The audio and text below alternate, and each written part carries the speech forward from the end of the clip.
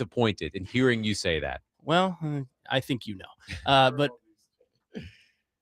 you said Restrepo had a really nice catch today. Restrepo did have a nice catch today. He was working with the twos. Mitchell Trubisky threw it to him right at the one, right in front of the end zone. Didn't quite make it into the end zone, but he leaned back almost Odell Beckham-esque and made the catch. So Restrepo had a good day today. I wouldn't anticipate him, becoming a first ballot Hall of Famer off of today, but he had a good day. He's clearly making strides towards making the roster. So we'll see how that pans out. Tajay Spears is someone I was looking for today too, and he was kind of quiet. But yeah, it was a pretty light day in terms of groundbreaking news. Okay. Yeah. Well, thanks for the practice report, Connie. Thank you, Newtsy. We'll shorten it to Connie. We'll see. We'll see which one sticks. You let us know. 615-737-1025. Again, we are efforting Willy Donick. We are experiencing some technical difficulties on that side. But Derek and I are live and in living color here in the studio. Gentrty Estes of the Tennessean will join the program at 4. He was out at practice today along with Connor Newt. We'll get Gentry's thoughts on what he has seen from Cam Ward and others at 4 o'clock. But we're actually going to start today's program on the local professional hockey team, the Nashville Predators. I need to say both because last week, somebody got on you. Somebody texted in and said, are you avoiding Predators because of the connotation of the word Predators? No, I've been saying local professional hockey team for like 10 years or however long I've been here covering the team. It's been a long time. We knew that this was coming, but Chris McFarland, new president of hockey operations and GM of the Nashville Predators, went on Sirius XM NHL radio yesterday and confirmed that Andrew Brunette and his staff will return to start next season. We do have the clip. We will get it to you as soon as we figure out some of these technical difficulties. But again, I don't think anyone is surprised by that decision. Okay. And listening to that question that was asked of him, it was almost as if he was caught off guard. That's how I felt. We will play the clip as soon as we have it. And this is what I would say. Mm-hmm. It was not the most full-throated endorsement of Andrew Brunette. That's what I'm thinking. We'll play the clip once we have it. But it wasn't.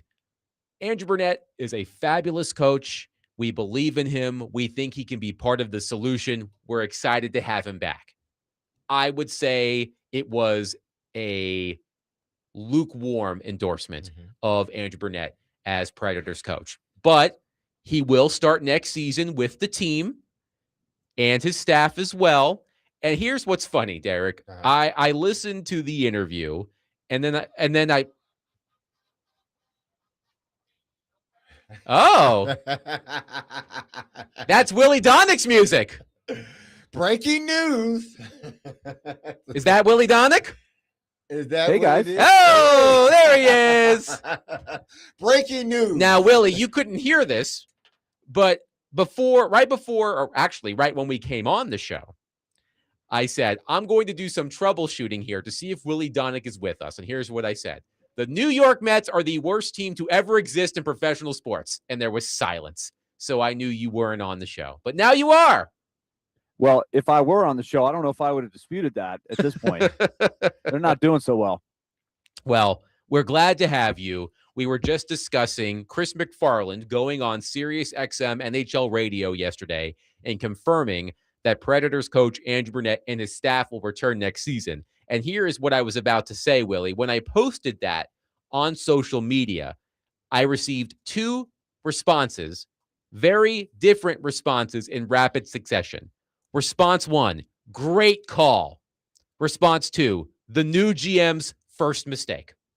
So a split there on how people feel about Brunette coming back. I was saying, Willy, right before you bursted onto the show with Meet the Mets, that this is not a surprise. We talked about this right after McFarland got hired by the Predators, that it made sense with Brunette being in the final year of his contract to start next season as Predators coach. That doesn't mean he's going to make it through the entire season as Predators coach, but he is going to start the season. Again, we will play the clip from McFarland as soon as we have it. I described it, Willie, as a less than full-throated endorsement. Actually, we do have the clip. Again, here is Chris McFarland, Predators GM and president of hockey operations, on Sirius XM NHL radio discussing Brunette. Now, Chris, have you made a public clarification about your coaching situation there? I don't know if a public clarification. Andrew Brunette and Luke Richardson and Derek McKenzie are on the staff here. Darby Hendrickson and talked to Andrew Brunette yesterday for a long time. So looking forward to getting to know him next week and development camp and moving forward. And I'm sure we'll spend a lot of time together over the next few weeks. So they're all set. They're all coming back. Yep. Pause. Yep. That was the confirmation, basically. Again, a less than full-throated endorsement, I would say. Derek was asking Willie if McFarland may have been caught off guard by the question, but what was your reaction to his response to that question? And again, as we have discussed, no surprise, but how should Predators fans feel, you think, about Brunette coming back for his 4th season behind the bench? I said it the day that the press conference happened that I think the coach of this particular squad is way down on the agenda. The coaching in general, I think those guys did a very good job in the last 2/3 of the season. I mean, it was a very good team. It was a great reclamation job after a very poor start. And I think you have to go back to the year before where the coaching staff, starting with Andrew Brunette, was basically challenged to change the way they want to play systematically, the way Andrew Brunette's teams have played, to try to mold better to the personnel that they've had. And that took a little bit. But I thought they successfully did that. It just was a little bit too late after the team started so poorly, which was a shame. But I thought overall it was a good coaching staff. It's not a weakness on the team. There's so many other things that they have to address that I don't know that McFarland expected the question. I guess he hasn't really gotten it super directly. And, the fact that he hadn't made a move in the first few days, maybe he was surprised that anybody was even thinking there was a chance at this point that there would be a change. I just kind of assumed that they were coming back myself since they didn't say anything. But I can understand Predator fans remembering a few years ago where John Hines was kind of waiting in the wings for a long time, and then they finally did change to Brunette. But that was before the season ended. So, I think Andrew Brunette's a good coach, and I'm glad that the staff is coming back to have a chance to make it work. And as I've said before, if it goes a certain way, and I thought it was a very informative interview on NHL radio. They did a really good job, and Chris McFarland, I thought, went into a lot of detail. And one of the things that he said was, the players in the group will sort of dictate which direction we go as we start the season, which kind of tells me I wouldn't expect a huge breakdown during the offseason. So I think it'll be Brunette, and I don't know what they'll do with Ryan O'Reilly. That still is a big, big question. But I don't know that you're going to see a total stripped-down version of the roster to start the year. It kind of sounded like he was saying if it goes one direction, then we'll address it during the season. And if it goes another direction, we'll go that way.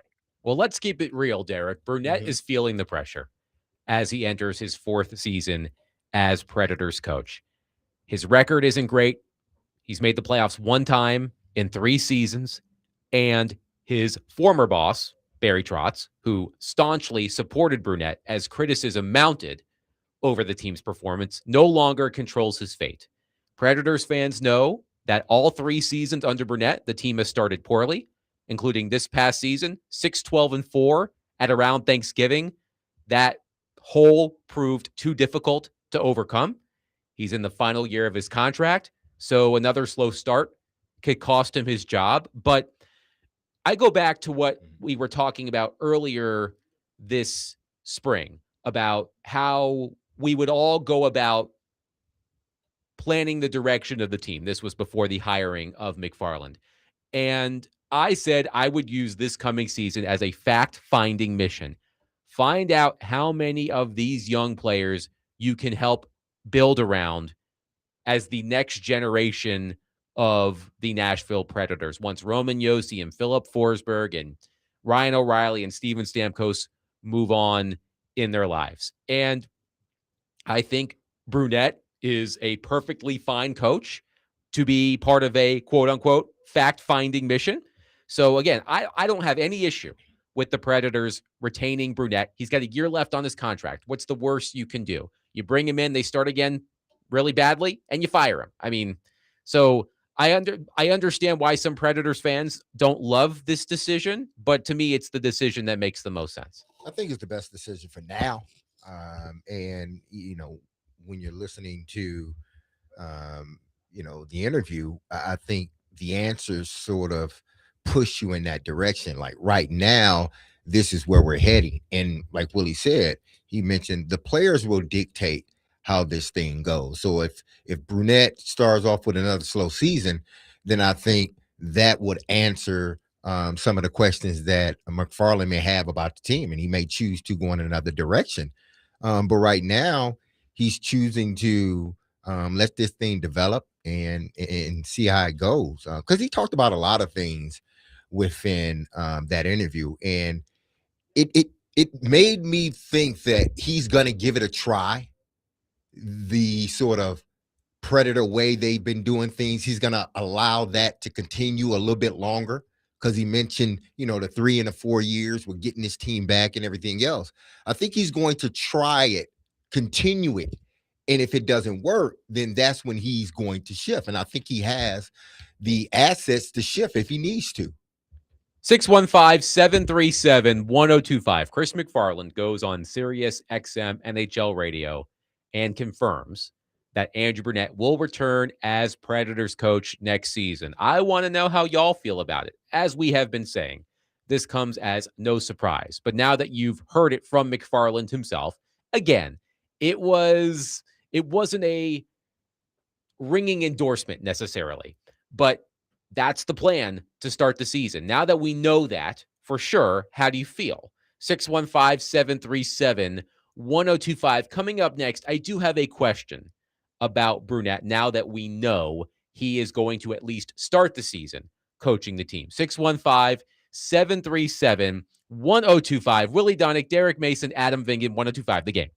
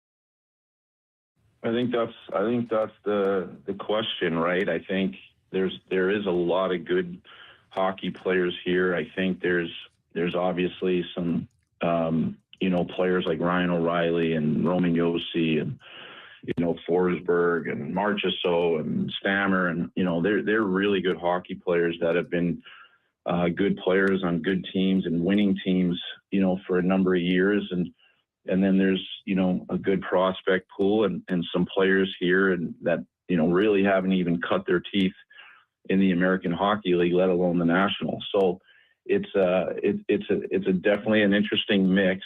I think we're gonna let the players are gonna tell us kind of where we're at and in training camp and the start of the year as we kind of put the puzzle pieces together. But we're definitely excited about some of the younger players that are coming here. We're not going to rush the process, and we're going to be I'm going to build open and honest relationships with those key veteran players, and we'll see where we're at as the season progresses. That was Chris McFarland on Sirius XM NHL Radio. As part of that interview, which was quite fascinating, he did confirm that Andrew Brunette will return as Predators coach next season. Again, predictable, but at least we have it on the record now. Willy Donick, Derek Mason, Adam Vingan here with you. And I'm reminded of one question I asked all of you in my Predators off-season survey that we went over last week. One of the questions was, on a scale from 1 to 5, with 5 being the highest, how confident are you that Andrew Brunette can be part of the solution? 38.4% of you gave him a 3 out of 5. 30.2% of you gave him a 2 out of 5. 18.3% of you gave him a 1 out of 5. So the majority of Predators fans are somewhere between meh and he's got to go. But How many gave him a 4? 11.6%. 1.6% gave him a 5 out of 5. Yeah. I would have been stunned if it was much more than that for a 5. I was curious about the breakdown 4-3-2, because I think 1 is unfair. I think 5 is way too optimistic, but because I think there's only so much a coach can do with the roster that they have, right? That was one thing that they laid out, or Chris McFarland laid out, and he did it in the press conference as well. They've been relying heavily on veterans. They've got a young group that they're not sure what that's going to be right now. They hope long-term that group turns out to be something really good, but we don't know yet. So that's the dilemma of the roster. So what Andrew Brunette did with that, I think arguably he did a pretty good job about it. And I do think he showed the ability to adapt to the personnel. But in the big picture, the coach, I think, I've been saying this, I'll keep saying it. The coach right now is still not the most important thing, while they try to build a roster back up to a roster that really has the tools to win in the playoffs. I think the best thing is that, and you mentioned this as the season ended, Adam, is that he didn't lose the team. The team kept fighting for him. They kept going out there, even until the last game. They fought for their coach. So when you're a new GM coming in, when you see a team that's fought for their coach, that importance as far as changing your coaches diminishes somewhat. Had he lost the locker room, then I think it would have been more of an urgent thing for McFarland to attend to. So, Willy, you are correct in saying that Brunette did adapt his system to his personnel. It may not have been obvious to the naked eye, but the process was better if you, to borrow a phrase from Chris McFarland, look under the hood. But here's my question about Brunette. Is he a lame duck? Should we be going into the season knowing that it's more likely than not that Brunette is not going to be the coach past next season? He has 1 year left on his contract. It's been reported that he has an option in his contract for the 2027-2028 season. I remember something similar playing itself out with John Hines. John Hines also had an option year in his contract that the Predators ultimately chose to execute. But knowing that he's in the final year of his contract, knowing that McFarland is going to see where this organization is and where it can go.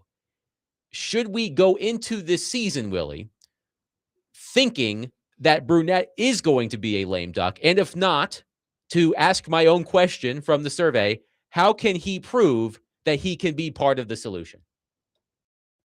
I think the obvious answer would be if he can get them off to a better start, that would help his outlook a lot.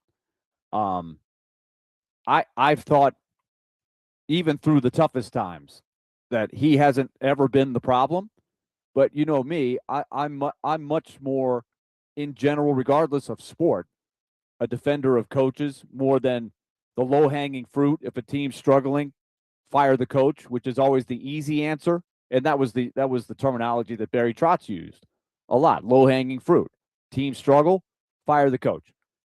And so I think if you're in that school, then every coach is a lame duck, right? It's just a matter of time. And most coaches joke about that. It's like gallows humor, right? Most coaches understand that it's a shelf life that you're going on. So he's got a job he's got to do. He has to get the most out of the talent. My biggest question really is, what does Chris McFarland want the team to look like? What does he want the identity to look like? It's very clear, for example, with Carolina, that team has an identity that comes from its coach. They've stuck with that coach, and they have built the roster to fit that identity. That, to me, is ideal, but I'm not sure it's really clear right now what Chris McFarland's view is of the personnel he has, what the identity is, what's the best way to play, and does the coach fit that? Does the acquisition, Willie, of Ross Colton yesterday give us any clues into that question? In my mind, not really, not definitively. I think it's a move that shows me that Chris McFarland is going to try to improve the team on the margins as best he can. It's certainly not a step backwards, right? It's a replacement likely for Eric Halla, a guy that I think they were going to probably let go to free agency regardless. But I think he saw an opportunity from a roster that he knows, a player he knows really well, and got a good deal. And it's a guy that certainly may or may not be part of the big term solution, but he might help them now, and he might be a good trade piece at the deadline if it doesn't go right. So it gives them some flexibility. I also have some news. Tomorrow on the program, Ross Colton will join us. So we will speak to the newest member of the Nashville Predators on tomorrow's program. I just got that confirmed. Ross Colton will join the program tomorrow. Andrew on our text line has an interesting take. He says, I think Barry Trotz and really all Preds fans were flummoxed. I think that's a good word worthy of a bell. At the lack of talent translating to wins the last two seasons with some of the offseason moves, such as Steven Stamkos. Therefore, I think McFarland wants to determine if it is Brunette's system or bad luck. Bad luck won't continue forever. Therefore, if the team starts off slow this year, it'll be true confirmation Brunette's system just isn't working, and McFarland can confidently let him go during the season or shortly after. In other words, is the quote-unquote true Brunette reflective of the playoff year or the 2 years the team missed? One of those years not even being close. Now, we were discussing, within the system when he got Stamkos and Marchessault and those guys, how are they going to fit within this system? And some of them struggled in this system, and some of them still struggle. So is it the player or is it the system? If it's the system and you want to keep the player, then obviously you're going to have to change coaches. But if you believe that the players you have can somehow, fit into the system that Brunette has along with the new guys, then you keep them.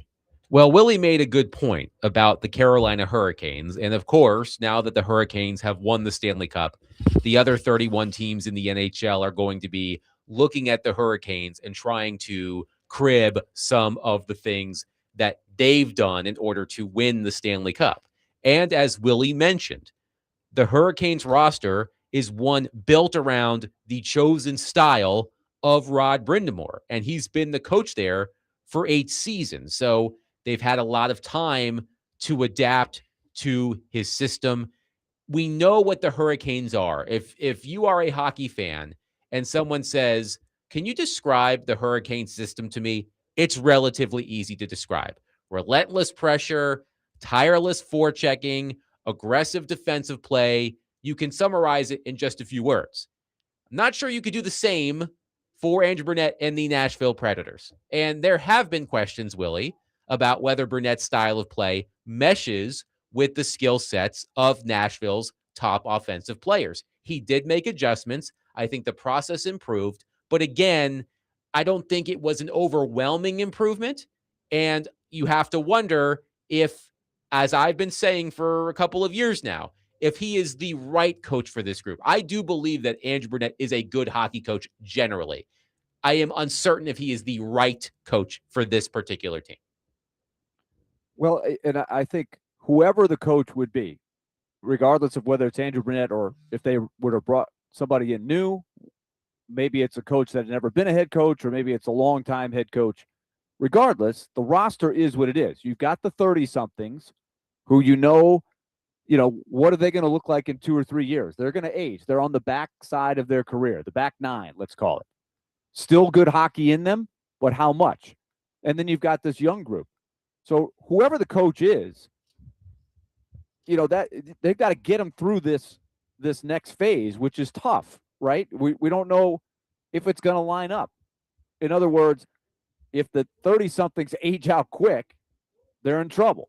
If the young guys who haven't done it yet continue to not do it, if they're not ready, that's trouble. So that may be regardless of the system. But Adam, I think you're right in saying, I think that free agent class, the big free agent splash July 1st, not last July, but the season before, I would say, he was a Jack Adams nominee. I would say his system was very defined. Andrew Brunette knows how he wants to play. But when Stamkos, Marchessault, and Shea came in, and they had been used to playing another way, I think that was a big element in why they struggled so much. Would you agree? That's why he had to end up adapting to them. Yes. Because they were stuck with them. So I think Andrew Brunette, I know he wants to play the way he did his first year, but he had to adapt because he didn't have a choice. Because he had the personnel he had, and they had signed all those guys to long-term contracts, and he was tasked, hey, you got to adapt to them. So he did. One texter says, what does that word that just got the bell even mean? Flummoxed. Flummoxed. Perplexed? Confused? See? Baffled? You learn something, not just about sports, but you improve your vocabulary when you listen to the show. Now, texter, I want you to go home and I want you to use flummoxed in conversation. And I want You're giving homework assignments. Yes, I Okay. want you to use the word flummoxed in conversation, and I want to see if the person you're having the conversation with picks up on it. And they may say, "Wait, what was that word? Flummoxed?" And then they learn that word, and then it's like a big game of telephone, and then everybody's vocabulary improves. Yes, and you tell everybody your vocabulary improves by listening to DVD as well as your knowledge of sports. Right. You don't need it all comes back to us. You don't need to hire an SAT or ACT. What do kids around here take, Connor? The ACT or the SAT? What'd you ask him? Sorry. That's okay. I think it's more He's ACT. working. You are working. I think it's ACT. I think it's ACT. Did you take the SAT or the ACT? ACT. Okay. So people around here don't need ACT tutors. You can just listen to our show and you've got your vocabulary lesson. That's all I'm saying. I mean, bingo. I think you should send us some money.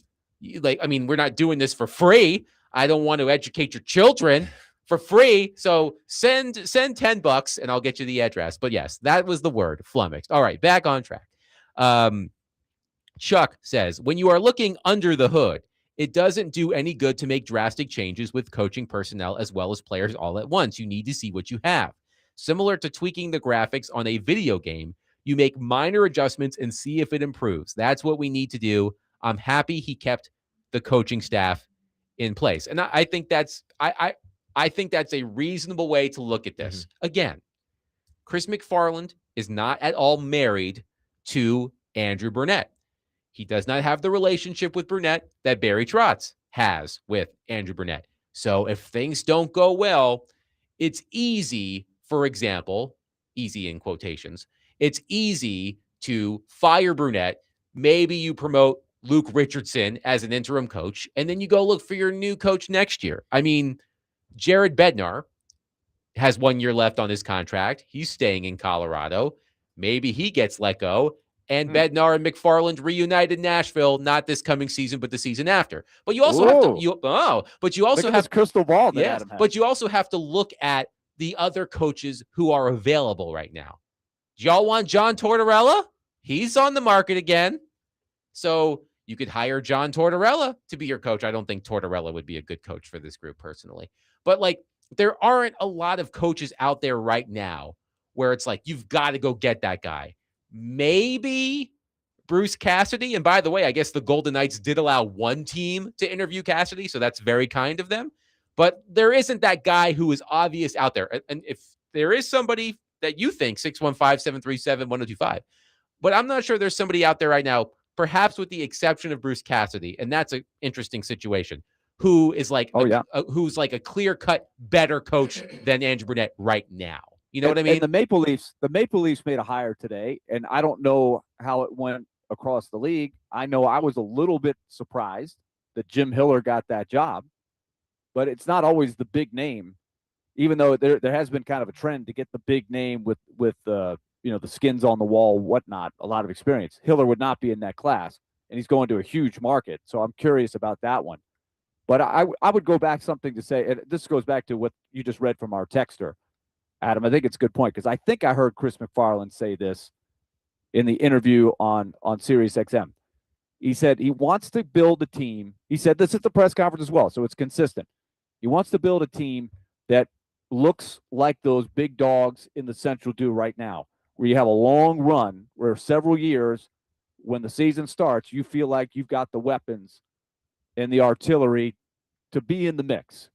And he said, we're not there yet. And I think he said this, Adam, you remind me, and Derek, I know you listen as well. Mm-hmm. He said it's going to take a couple years, 3-4 years maybe, to get to that point. So how he gets from point A to point B is the thing. And I keep thinking the same thing, that the coach isn't at the forefront of that necessarily at this point. I'm curious how he tries to shape that roster. Well, it looks like, he's going to give himself some time to see what happens with this team. And you mentioned, Willie, that, and he did, Coach Brunette had to change, his style to fit the guys that he have now. What does he need to go back to his style of play that is going to be beneficial for this team? And it would be beneficial for him to keeping his job. Willie, don't answer that question yet, because we will answer that question on the other side. 615-737-1025. Joel, by the way, says the GMAT has tough vocabulary questions as well. So if you're taking the GMAT or the ACT or what have you, or if you just want to impress your friends or a date and you need big words, this is the show for you. Perhaps we need to do a word of the day and try to work that word into the conversation. And maybe people can pick up on it. But again, we're not just here for your sports knowledge. We're here for your general knowledge. 615-737-1025. We'll have Willie answer Derek's question coming up next regarding Andrew Brunette. But I also do want to touch on one thing about the Ross Colton trade yesterday, because I do think it proves something about Chris McFarland, something he's very big on. We will discuss that coming up next. 615-737-1025. Willie Donick, Derek Mason, Adam Vingan, 1025 The Game.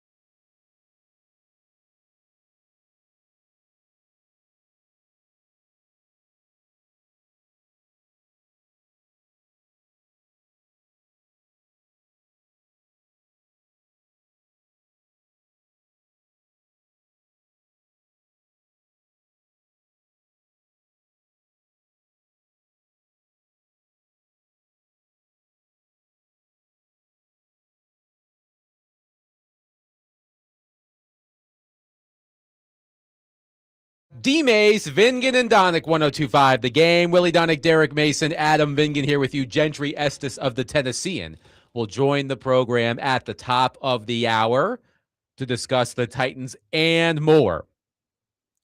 We have some texters, by the way, who are interested in improving their vocabularies. Again, send $10, care of Adam Vingan, to 1824 Murfreesboro Pike, Nashville, Tennessee, 37217, and I will help you improve your vocabulary. I don't do this for free, guys. Like, if you want to be smarter, I need to see some coinage. I mean, Willie and Derek, I'm throwing my whatever assistance I'm lending as a fringe benefit of listening to the show. I just asked you to listen to the show. I'm not gonna put my hand out for some extra scratch like Adam. I've got, you know what? I've got 2 kids. I've got a 4-month-old now. You got a lot to think about. You got future college. I gotta save up for college. Yeah, I gotta buy. My daughter goes through like 15 diapers a day. Like, Me too. like you also go through 15 diapers a day, huh? Yeah. Well, I almost went through one when I couldn't get Willie on for about 8 minutes. Those were much bigger diapers than the ones that my daughter wears. But I need some extra.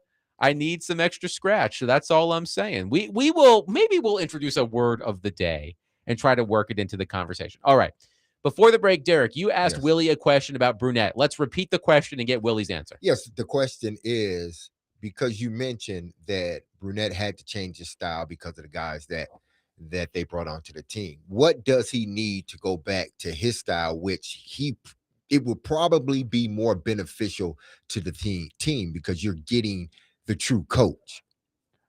I would say speed and puck moving. If you listen to Andrew Brunette that first year, his buzzwords were, my philosophy is we want the puck. If we don't have it, we want to get it back. We want to be aggressive. We want to take the game to you.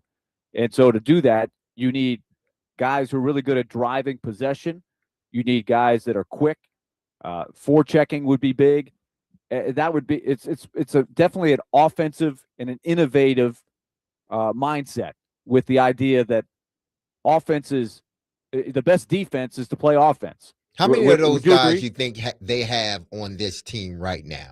Those type guys. It's really odd, Derek, because that first year, I didn't think they had a super fast team, but man, did they play that. Now they're missing a couple of guys that really drove that. The number one guy, I think, would be Kiefer Sherwood. I thought he was a perfect fit for that system. And if you ask some of the players, that was one that, if you look at what they maybe could have re-signed him for and what he's getting now, that's maybe one that got away. If Barry Trotz could have done that one over, that might have been one where, and I understood at the time because he hadn't really done it, but he was certainly thriving, and he's taken his game to another level. He's become very valuable. But man, that team, you remember that whole thing about relentless? Yeah. They were making the hats. That's how that team played, and they just lost that the second year. It was really odd. And you don't want to blame it on the new guys, but it just didn't fit as well. They couldn't capture that. And that does happen to teams from time to time. But Adam, as opposed to a team that backs it up and plays big, we're going to put big, strong guys in front of the net. We're not going to let you score, and we'll score enough goals.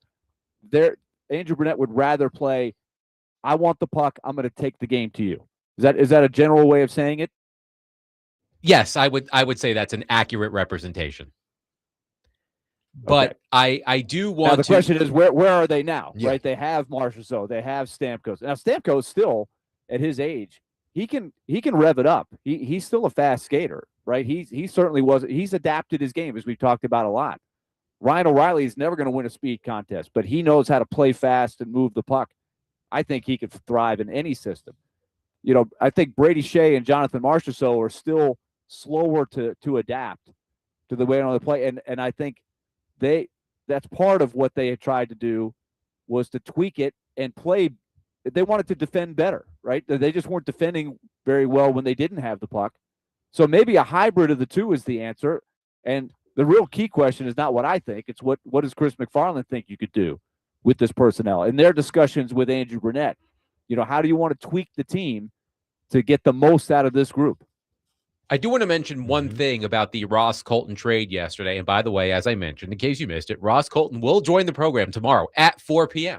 So be listening tomorrow for the first interview with new Predators forward Ross Colton. But the Ross Colton trade, as I thought about it more yesterday after the show, to me, it emphasizes something that Chris McFarland himself puts a lot of emphasis on, and that's analytics. He's been on record.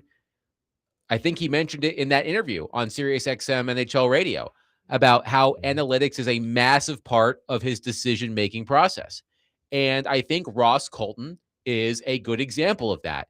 Of course, McFarland knows Colton because he brought Colton to Colorado, but Colton had a bad year on the score sheet. If you go to Colton's NHL.com page and scroll down to this past season, you'll see 9 goals in 73 games. Bad. But if you look under the hood, he did have strong underlying numbers. He has the attributes of an effective power forward, net front presence, forechecking, foot speed, etc.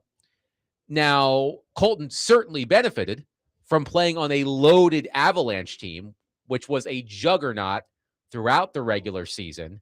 But there is reason to believe that Colton can bounce back in Nashville with more opportunity than he was receiving in Colorado. And if he does that, and the Predators stink, you can probably flip him at the deadline and get something valuable back. All in all, I think this was a solid reclamation project type bet by Chris McFarland. And I think, Willy, it demonstrates just how much analytics is going to be a part of McFarland's decision-making, because you don't just look at the goals and the points. If you look at the goals and the points, Colton had a bad year. I'm sure he'll tell us tomorrow he did not have a great year. But if you look at the process, he had a strong year. He was bitten by some bad luck, and you hope he can have some positive regression and bounce back for the Predators next season. It does line exactly up as you said, that Chris McFarland valued the analytics, and he also saw a guy that is a good bounce back candidate based on the analytics, and probably got a player that was more expendable than normal because Colorado is in a window to win. They've got some big cap decisions to make. And Chris McFarland knew that better than any other GM in the game, probably, because he was there. He was in the chair with Colorado. So I think he's thinking that's a good buy. Analytics, he went into a very long, detailed answer when asked about analytics. And so he is clearly on board. Now, Chris McFarland was a college hockey player at a small college. So he's played the game to a degree. But there's no question he has that. He played as long as he could.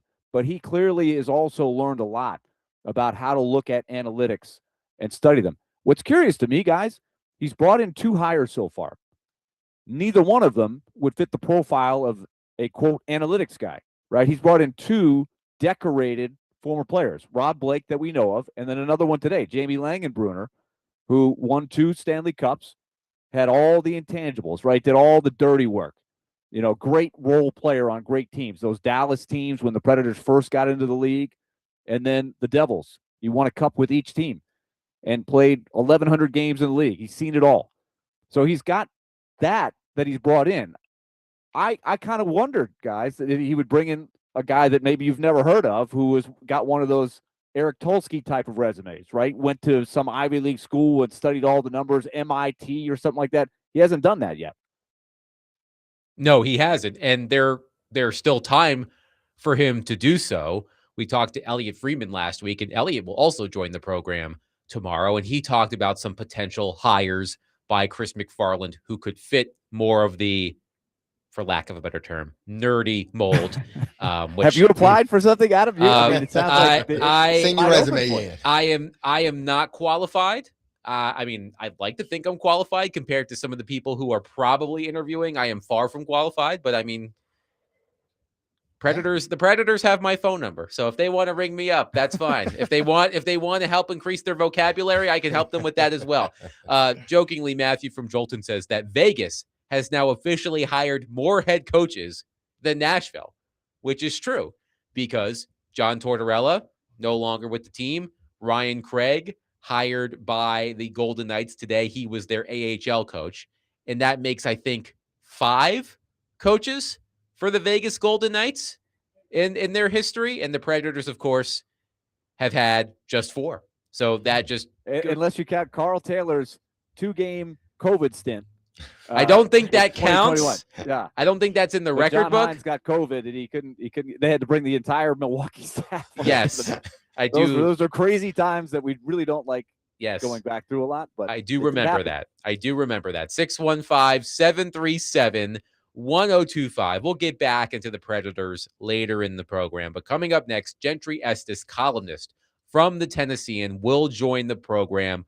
We'll get into what he has seen from the Titans at mandatory minicamp now that the offseason program is officially over. That's coming up next. 615-737-1025. We are broadcasting from the Busy Bee Plumbing, Heating, and Air Conditioning Game Nashville studios, home of the $99 yearly Beehive membership, where the buzz is always about great service.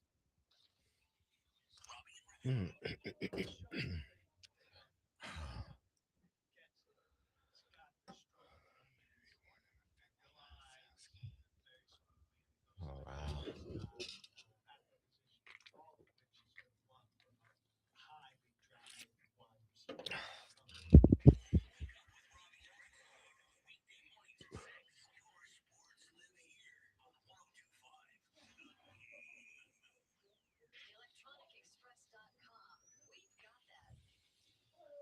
Amazon drone delivery coming to Memphis. Man. Okay.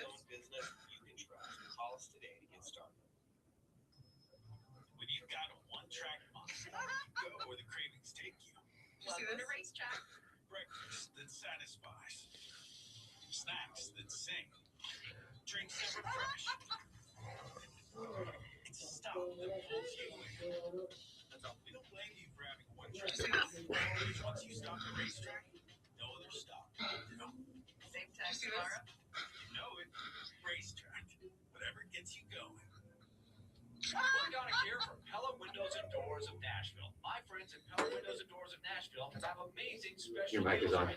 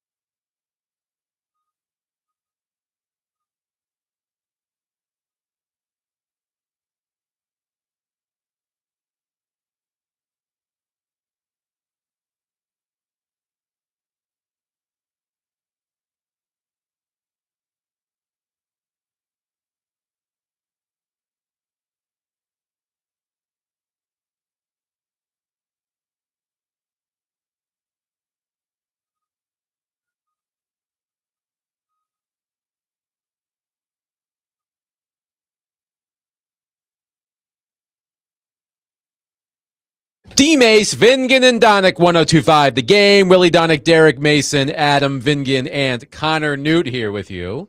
Let's go to our phone line, driven by WilsonCountyHyundai.com, and welcome in our friend Gentrty Estes from the Tennessee. And hello, Gentry. How are you? I'm good. Good afternoon, guys. Thank you for joining us as always. All right, Gentry, let's start, as we always do, with Cam Ward. From what you saw these past couple of days at mandatory minicamp, do you feel encouraged by how Ward finished off the offseason program after a rough start? I don't know how encouraged I was, but I wasn't really that upset to begin with. I feel like a lot gets made out of these practices. I feel like Cam did some. Last week he did struggle a little bit with some of the accuracy stuff. The most concerning part of it for me wasn't necessarily how he was playing, because there was a lot of context of what was going on that we didn't really know. It was more the thought that his struggles to me kind of looked like someone whose shoulder was still bothering him. So if I am encouraged, he did make some nice throws the last couple of days that kind of it looked more like a healthy quarterback to me. That was my concern last week, was wondering, did he come back too soon from the shoulder? As long as he's healthy, I think it's going to be fine going into training camp. I think we'll be able to make, usually with this stuff, so much gets made of these OTAs and mini camp practices, but you're really not going to get a good sense for what this team is going to be until you get to about the joint practices. That's usually how this goes. Gentry, you've been around long enough, which is a nice way of saying you're experienced. You've covered a lot of highly touted quarterbacks in your journalism career, so you know how this works. You know that it can get really loud around those quarterbacks. And I'm curious what you have made of all of the Cam Ward discourse over the past couple of weeks. There are these warring factions developing on either side of him. He is, I would say, polarizing within the Titans fan base. How are you feeling about him generally, and what have you made of the discourse over the past couple of weeks? The discourse to me is a sign that there is no better league in the world than the NFL at keeping itself front and center, even at a time of the year where that really doesn't make a lot of sense. Because it's true. Yeah, everyone has been talking about Cam Ward, and I think a lot of it is, I mean, look, we were out there. What happened was the Titans brought media out for a couple of OTAs that we weren't originally supposed to go to. So it was last week. We were out there for 3 practices. And that allowed, we were only supposed to be for 1. They added 2, which was appreciated. We were able to sit and kind of see what's going on. But what happened those days was that Ward played poorly. He didn't play very well. A couple bad days, a lot of bad throws, just accuracy issues. And it was concerning to a point that I think a lot of people kind of latched on to it and wondered, how worried should we be about this? I kind of take the standpoint again of it's an OTA, it's a summer practice. There's a lot of context. We don't really know what they're working on. We don't know what the play call was. There's a lot we don't know about what's going on out there. So the discourse doesn't really surprise me, in large part too, because if you sit and watch these practices, and DMase can tell you as well as anybody, there's really not a lot you're going to be able to glean other than passing and catching. You can get a sense for the quarterbacks, you can get a sense for the receivers, you can get a sense for the DBs and those matchups, who's getting open, who's making catches, who dropped the ball, or the pass accurate. Those are the things that a layperson will be able to tell by watching these OTAs. So you come out of it talking about the quarterback. We'll talk with Gentrty Estes of the Tennessee. Now, Gentry, you've been out there, like you said. What do you think is the focus for Daboll in his offense when it comes to Cam Ward? Are they working more so trying to get him to focus on the short and intermediate? That's why they bring in Wandale Robinson and allow him to build that rapport, or are they trying to do some different things with him? There have been some days that were more kind of that way. I feel like the last 2 days, the mini camp days, they have gone downfield a little more. Today, there was a little more tempo in what they were trying to do. I'm not sure you'd say it was 2-minute, but it was kind of like that. And Ward, I thought, got into a pretty nice rhythm. He made a few throws, and you see that with quarterbacks. And so that was, I think, getting the call from the sideline a little more on the fly, not thinking so much. And I think it worked out for Ward. One interesting comment I thought today, we talked to Alec Iomanner after practice, who made a point of saying that Brian Daboll has done a good job of kind of fitting this offense to what Cam wants. And by that, they're having a lot of good discussions about, here's what Cam's seeing, here's what he likes to do, here's playing to his strengths. And Daboll has kind of adjusted a lot of what he wants to do to what Cam is telling him and what he feels like is going to work. That is probably a good thing, and it's probably a nod to Brian Daboll's experience with other very accomplished quarterbacks at the position. I feel like, from a big picture standpoint with Cam, I just feel like there's not going to be any more excuses this season, right? I mean, you have the right coach in Daboll, in my opinion. You have a lot better receivers around him. We'll see about the O-line. It feels like the Titans can never get that figured out. But I just feel like if it doesn't click for him this year, it's going to be a lot more difficult to look around at the surrounding circumstances and blame that instead of blaming Cam. Now, Gentry, you brought up Alec in the conversation. How are they trying to, or where do you see Alec and DK fitting in this offense? Obviously, we know Ridley and Colonel Tate, as well as Wan'Dale Robinson. Those are the frontline guys.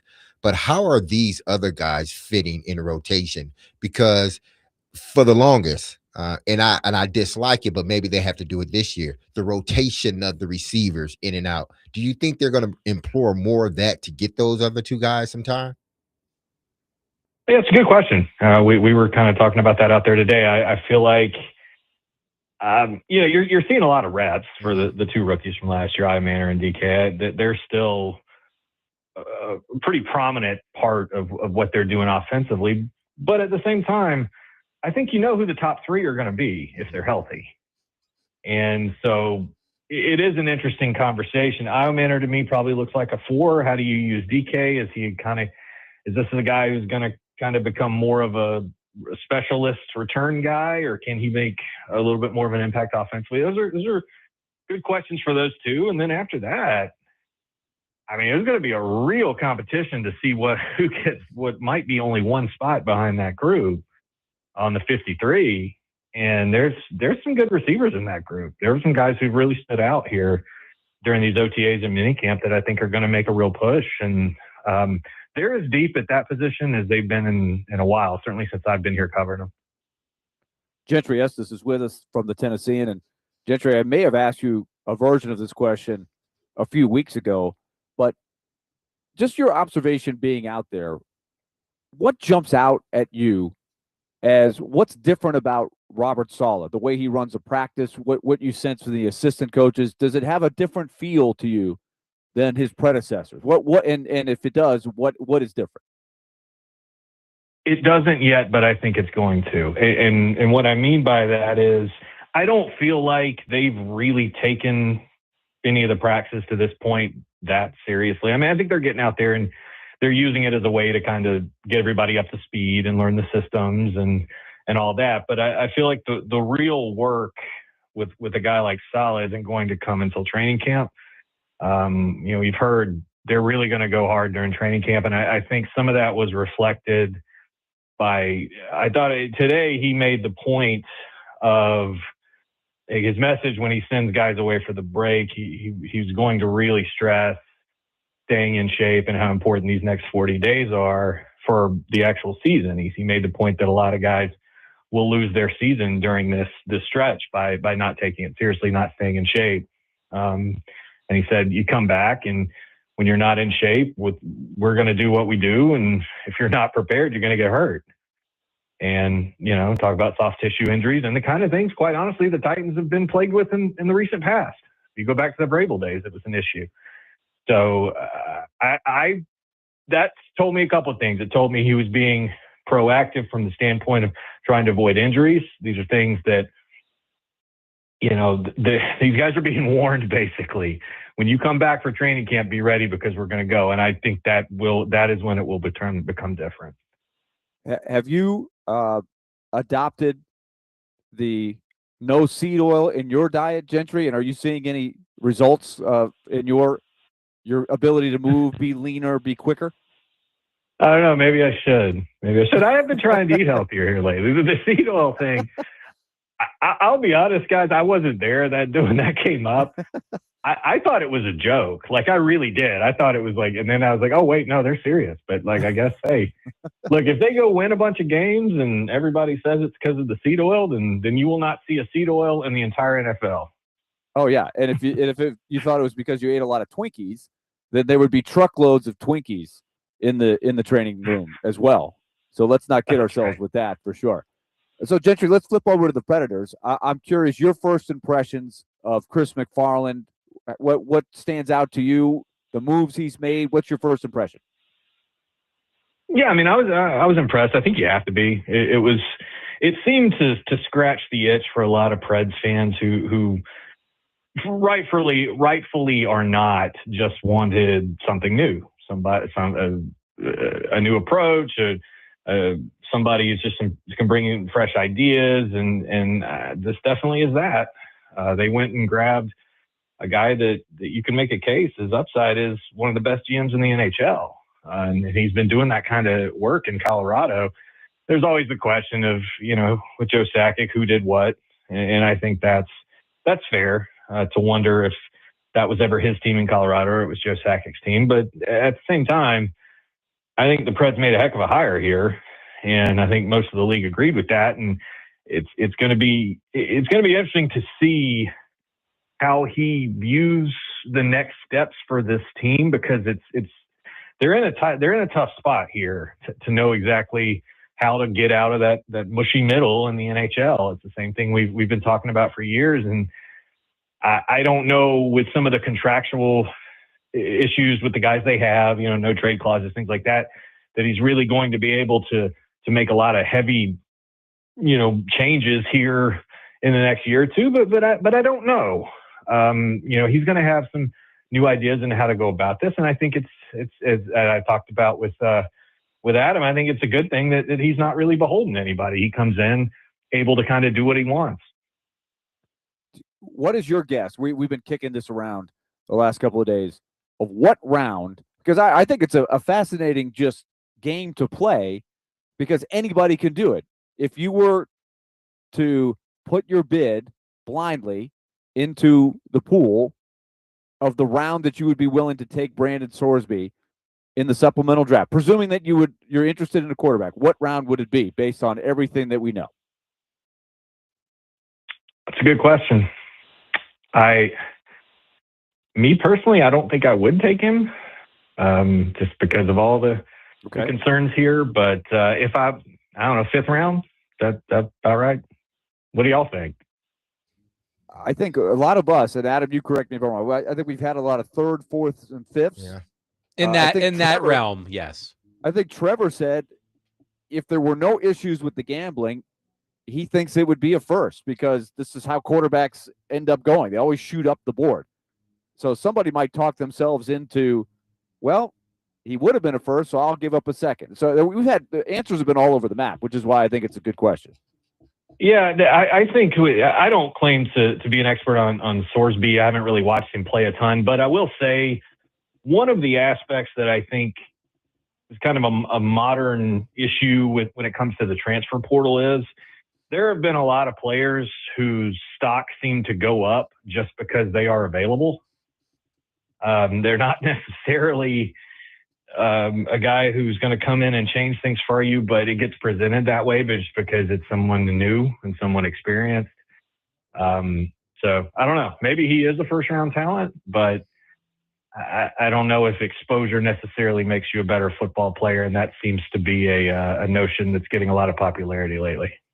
Gentrty Estes of the Tennessean has been our guest on DMase, Vingan, and Donick. Gentry, as always, a pleasure. We'll do this again soon.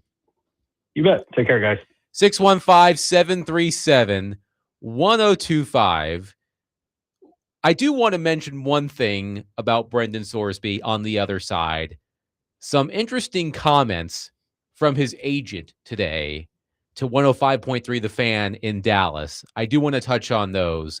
I also want to touch on something related to the wide receivers that Paul Kaharski brought up on our program yesterday. We'll do all of that next. 615-737-1025. Duncan fans, Bellevue's newest location at 7120 Highway 70 South announces their grand opening event this Saturday morning from 9 to 11 a.m. Guess who will be there? Let me guess. Hold on. You? Me. Connor Nip? Newtsy. No. Connie, the No. two-toned kitty cat. Newtsy. There Live. we go. Yeah, I like that one better. Live, thank 9 to you. 11. Myself All and right. Frazier. So you Live. can go to the Dunkin' at 7120 Highway 70 South this Saturday morning from 9 a.m. to 11 a.m.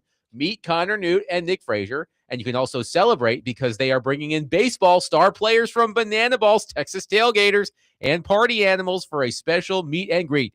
That's Dunkin's grand opening this Saturday in Bellevue on Highway 70 South from 9 to 11 a.m. Come on out and enjoy the fun. Willy, Donick, Derek Mason, Adam Vingan, 1025 The Game.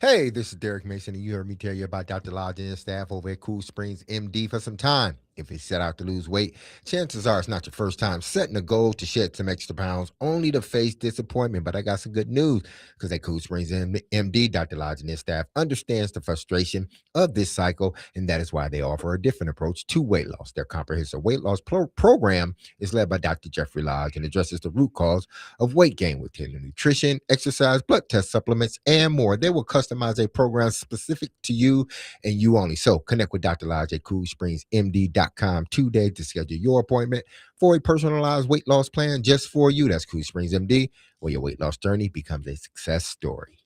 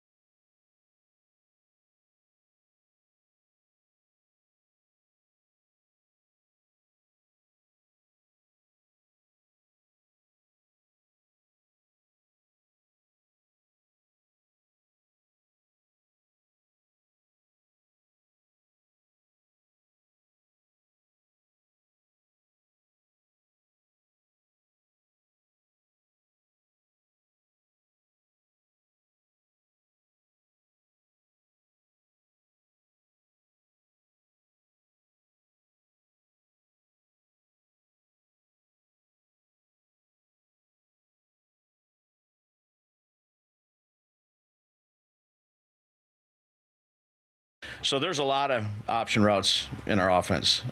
There's slot option routes. There's outside vertical option routes. There's inside intermediate option routes. Sometimes a receiver has a three-way go on a route that we throw one direction and the receiver goes the other direction. And sometimes, the receiver sees one thing in his route and the quarterback's waiting on it and sees a different thing. So you throw the ball away, you move on to the next play. But, those can take considerable amount of time.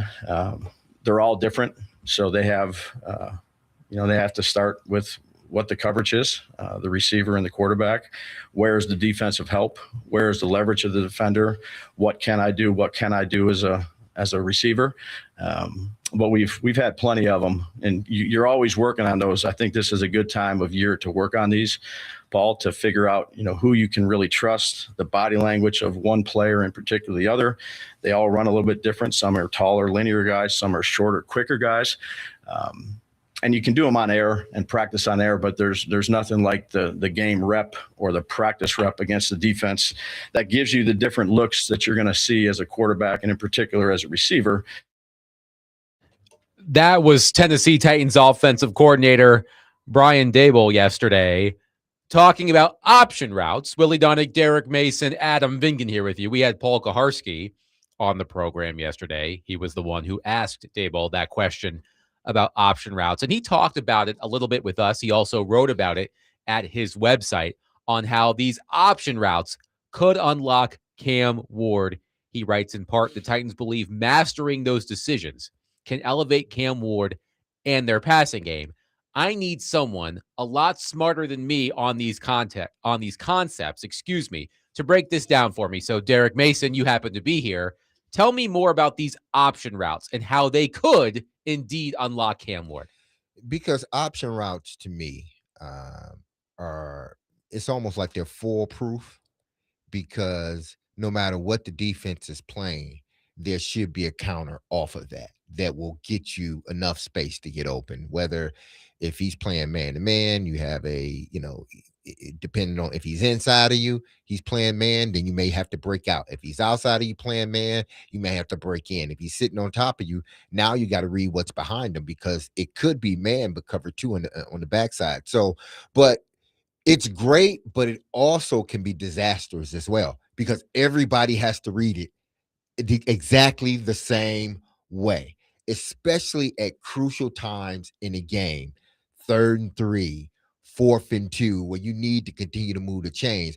And a lot of times option routes are called because, again, they are routes that are supposed to get open no matter what coverage you're playing. So that's why it's going to be critical for not only Cam, but those receivers in particular, because I'm talking about the shorter throw, Wan'Dale Robinson. It's imperative that they build that rapport and they see it the same. Even if the defense fools you, they both see it the same.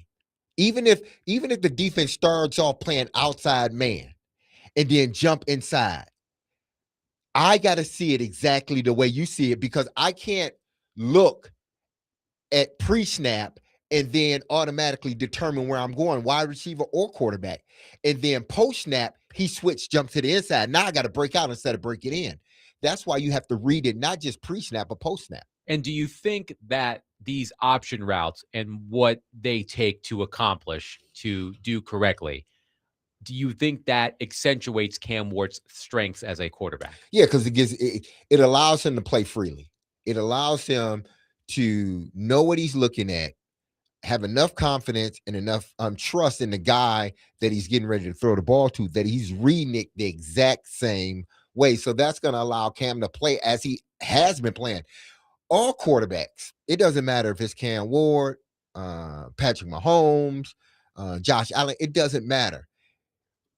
When we are talking about option routes, we all got to read it the same. That's the difference between completing and making it first down or a touchdown than walking off the field and everybody shaking their heads. Derek, did you have a lot of offenses that you played in where option routes were a big element of it? Yeah, when Heimerdinger came on board, I think at least from my standpoint, there were more option routes built in. And then when I went to Baltimore, play with Cam Cameron. He was offensive coordinator. Billick was the offensive coordinator. They implored Billick not quite as much, but Cam did. There's an option route for the slot guy. So I have always been accustomed to having option routes. Is basically the freedom to go out there and allow the defense to tell you what you can't run. Because if I want to run an inside route and that defensive guy jumps inside, I want to be able to have the option to then say, nope, I can't do that. Now I got to break out. So did you thrive in that? I thrived in it because to me it was backyard ball, because I knew the offense, I knew the defense, and now it's just playing. And Steve read it the same way, whether it be here in Nashville or in Baltimore. Flacco read it the same way. So the only thing that truly matters when you're talking about option routes is that everybody sees it the same. Even if we all see it wrong, we see it the same. It's true. So how long did it take? Let's take the most known examples. Mm-hmm. Let's take Flacco and let's take McNair. And Flacco's interesting because he was so young when you were playing with him. But did you have to change based on how the quarterback thought on that? Based on what you're just saying? Well, I was the one that, at least in Joe's situation, because he was a young quarterback, I changed to make him feel comfortable. It wasn't about me, because the only way we're going to win is if the quarterback feels comfortable in what he's doing. So it was like, okay, if I need to change some things, what do you like, Joe? And that's what I would do, because my thing was I can play in any system, inside, outside. It didn't matter. Just tell me what you want done, and I'm gonna get it done. So do you think Cam Ward will take to this? Will he like? I don't know what he's been taught. I don't know how much he's ever worked with option routes. I'm curious about that. But is that would you call that quarterback friendly, an offense that runs option routes? I think every college team, especially the high-powered teams, they all have option routes. Their whole package is option. It's just option because we're looking at the defense, and we have the added advantage of nobody's coming off the field, and we're going to call our defense based on we'll call our offense based on what we see. And then if you change your defense, I am going to change my offense on the fly. So it's almost like a check with me in a sense, but it's options for if they play this, we're doing this. If they play that, this is what we're doing. So I think every college team has sort of let their offense is more option based than it is, okay, this is the play we're running. We're going to run it no matter what, because defenses change pre-snap and post-snap. So Adam, as I throw it back to you, yes, this does bring me back to this. This is a new offense. They're working on stuff. This is all the more reason not to worry about the completion percentage of practice, or if there are going to be some rough practices while they build this chemistry DMase is talking about, quarterback to wide receiver. It's going to take time. How does he see this? How do I see this? And how do we make sure we're on the same page? I don't think you can do that and not have some ugly practices. We will get to our Cam Ward off-season vibe check. We like to do the Cam Ward vibe checks throughout the season, and I think it's a good time to do it now that minicamp is over, and we're not going to see the Titans now for 5-6 weeks. So at the top of the hour at 5 o'clock, we will do our Cam Ward off-season vibe check, and you can participate as well at 615-737-1025.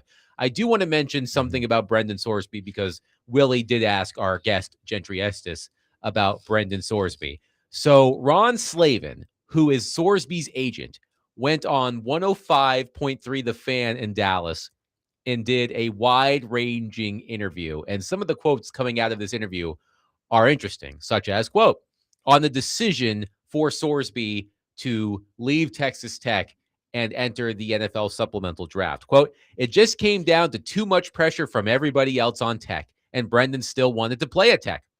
This wasn't Brendan Sorsby not wanting to play college football. This was Brendan Sorsby just being advised by the school that, quote, I think it's time for you. You know, we had 7 days left to file for the supplemental draft and didn't know where this thing was going to go. So we won in court. We did our job on that side. But for whatever reason, the world melted down like college football was ruined forever, end quote. I mean, what did we talk about the other day? And I think all of us mentioned in some form of, listen, the only way this young man is not going to play was if Texas Tech just say, you know what, either either they convince him that, listen, you may want to go and put yourself in a supplemental draft.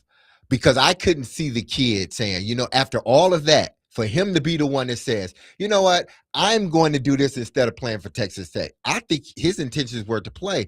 But then when the Big 12 stepped in and said, hey, listen, we're going to make it very difficult for you. The school got exactly. skittish. The school got skittish, skittish, and they told the young man, hey, listen, thank you, but I think the best for us, not you, I think the best for us would be for you to go to the NFL. And Willy, tell me if you believe this. Now, I don't know Brendan Sorsby's agent, but I know how agents tend to work.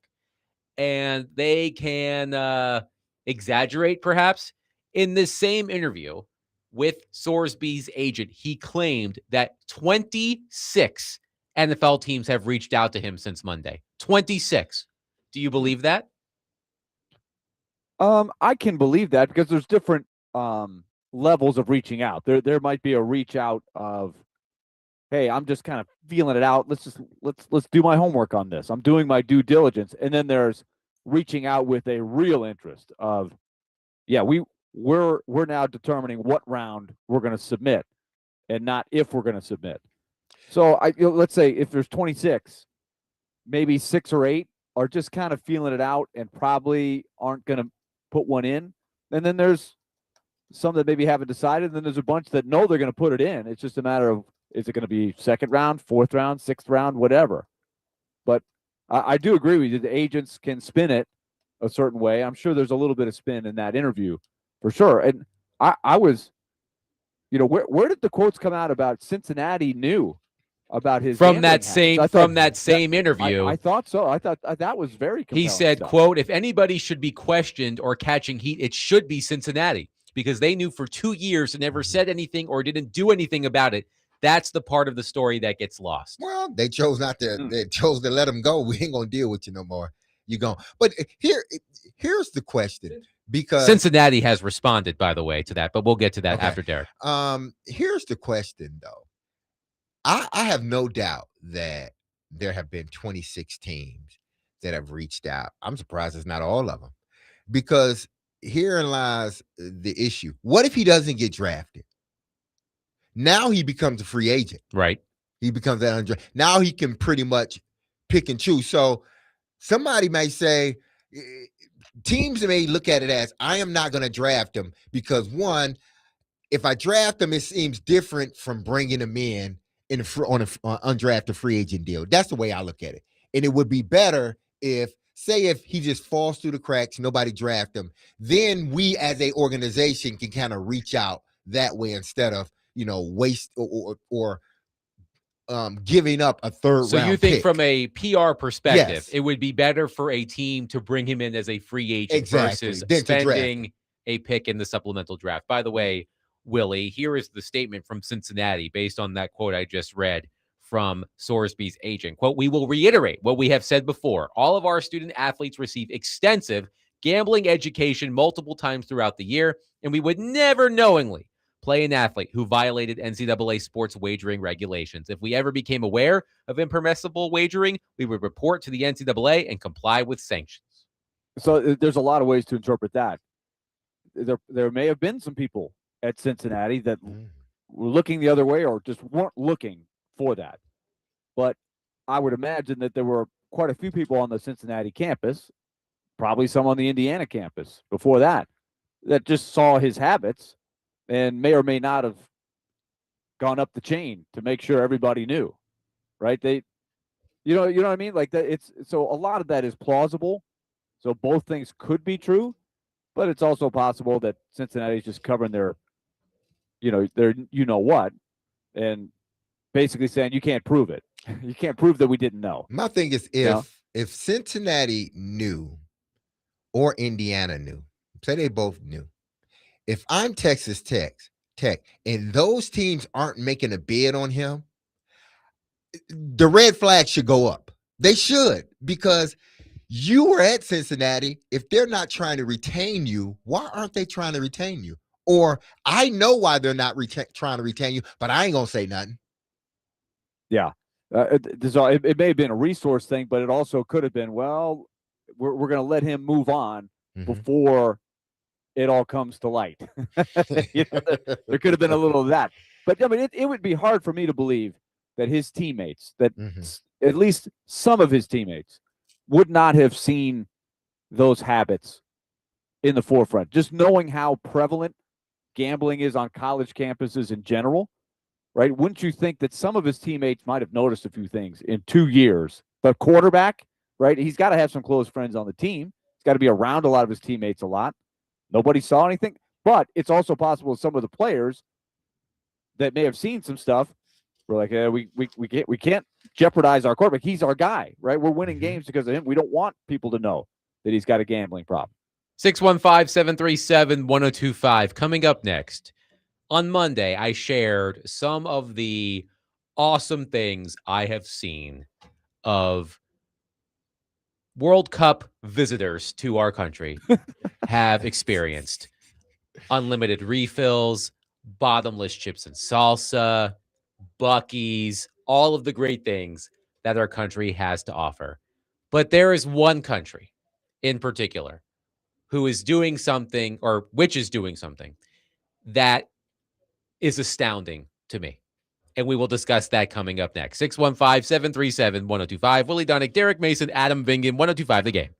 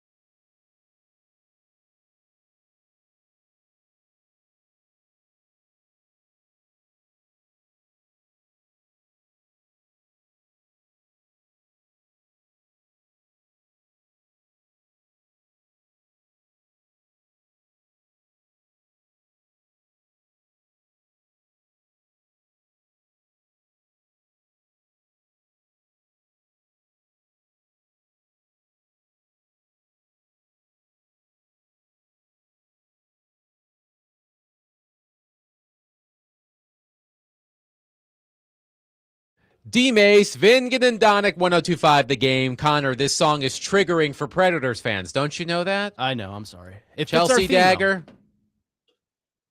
It's the Blackhawks goal song for those of you who are not familiar. But the World Cup. But the World Cup is ongoing. And on Monday, I shared some wonderful social media posts from people visiting our wonderful country for the first time and experiencing what the United States of America has to offer. But there is something that's been happening in Boston that I just have to highlight. Now, Willy, correct me if I'm wrong. You have family members who are New Englanders, correct? Well, I myself was born in Boston. Oh, how did I not know that? Well, I didn't live there very long. Yes. You're a bit nomadic, parents, Willy Donick?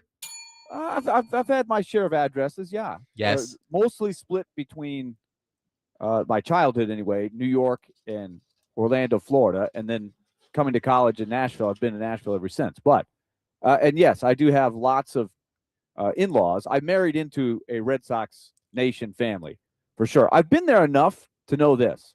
There's a lot of beer in Boston. Yes, I was about to say, what is one thing New Englanders pride themselves on? It's pronounced beer. Yes, Get it right. Beer.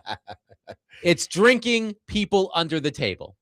But not even Boston could prepare itself for Scottish soccer fans. A headline from NBC News, and I quote, "Are Scottish soccer fans drinking all of the beer in Boston?" Question mark. From the story, Sam Adams says its Boston taproom ran out of Samuel Adams Boston Lager over the weekend because Scottish soccer fans drank it dry. From Thursday to Sunday, it said the Tartan Army, I believe that must be the name for the Scottish soccer fans, the Tartan Army drank 4 times as much Boston Lager as it normally sells during a typical 4-day holiday stretch like the 4th of July. The company had to schedule an emergency delivery on Saturday morning just to keep up. This is an emergency. You think the big red light went off at distribution? Like,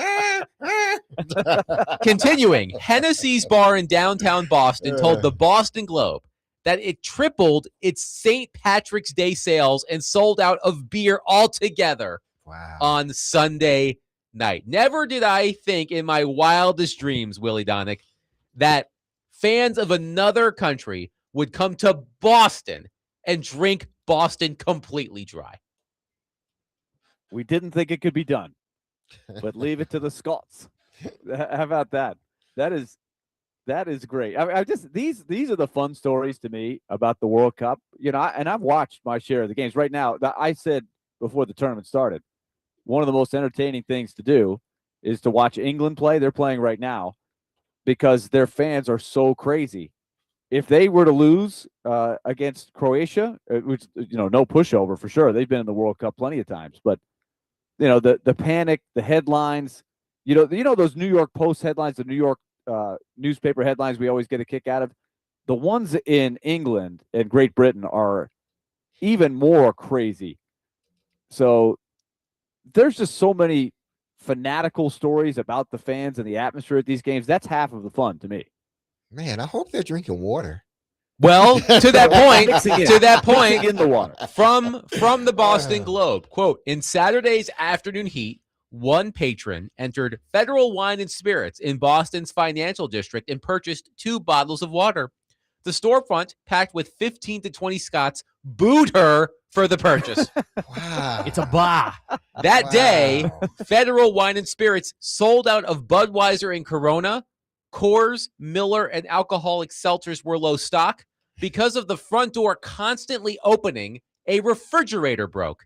It now circulates hot air and will hopefully be fixed before the weekend. Wow. That's how much beer the Scots are drinking. They are breaking refrigerators. Man. Scots know how to drink, boy. I tell you that. I mean, this sounds like I know some Bostonians. I mean, we have a one very near and dear to our heart. I wonder what Hal Gill thinks about this. I feel like Hal Gill would take this as a personal affront that the Scots are going to his town and drinking them dry. I think he'll join. I mean, yes, I think Willy can attest to that firsthand. Very Yeah. social. Hal would get it on the fun, but part of me wonders if Hal and other Bostonians we know are feeling like their pride has taken a little bit of a hit. They are supposed to be the biggest drinkers, and here come the Scots drinking all of the beer in the city of Boston. Well, I will put up. I will once the World Cup is over, I will put up a huge sign. You gotta outdrink the Scots. And I'll put the number of drinks they had compared to the number of drinks you're having. I Let's mean, beat them. have you ever heard of a beer emergency? Not like your friend being like, man, I'm thirsty. I need a beer. It's an emergency. Beer run. Like a bar calling calling the Sam Adams Brewery and saying, it's an actual emergency. We have no beer. We need beer now. Should Dunkin' Donuts be concerned? They might be next. I don't know. Do the Scots seem like donut and coffee people? I don't know. I don't know any Scots. Do you guys know any Scots? Drew McIntyre. Well, you don't know him. You know him from TV. Nah, I don't think I do. I know Look, the guy- does donuts and I know the guy beer with go the big red together? beard that gives you the stuff for your grass. Isn't he a Scot? Who is that? The guy in the commercials that's always helping people with the lawn product. What's the product where the guy with the big red beard? Is he from Scotland? I don't know what you're talking about. Are you talking about the Oh, Scott he's on there that fertilizer? comes up on a the fertilizer. They may be a That's what I Scottish got. company. He looks like a Scot. Yes. So we all know. Well, you said he has I'm- a I'm red looking for beard. the- I'm Could he also be looking for the, Irish? Could he be Irish? Could be. You but, do I mean, not the want to thing's called Scot. confuse a Scottish person with an Irish person. I don't think that would go over Right. well. I'm pretty sure. it Right. wouldn't. So you need to be careful.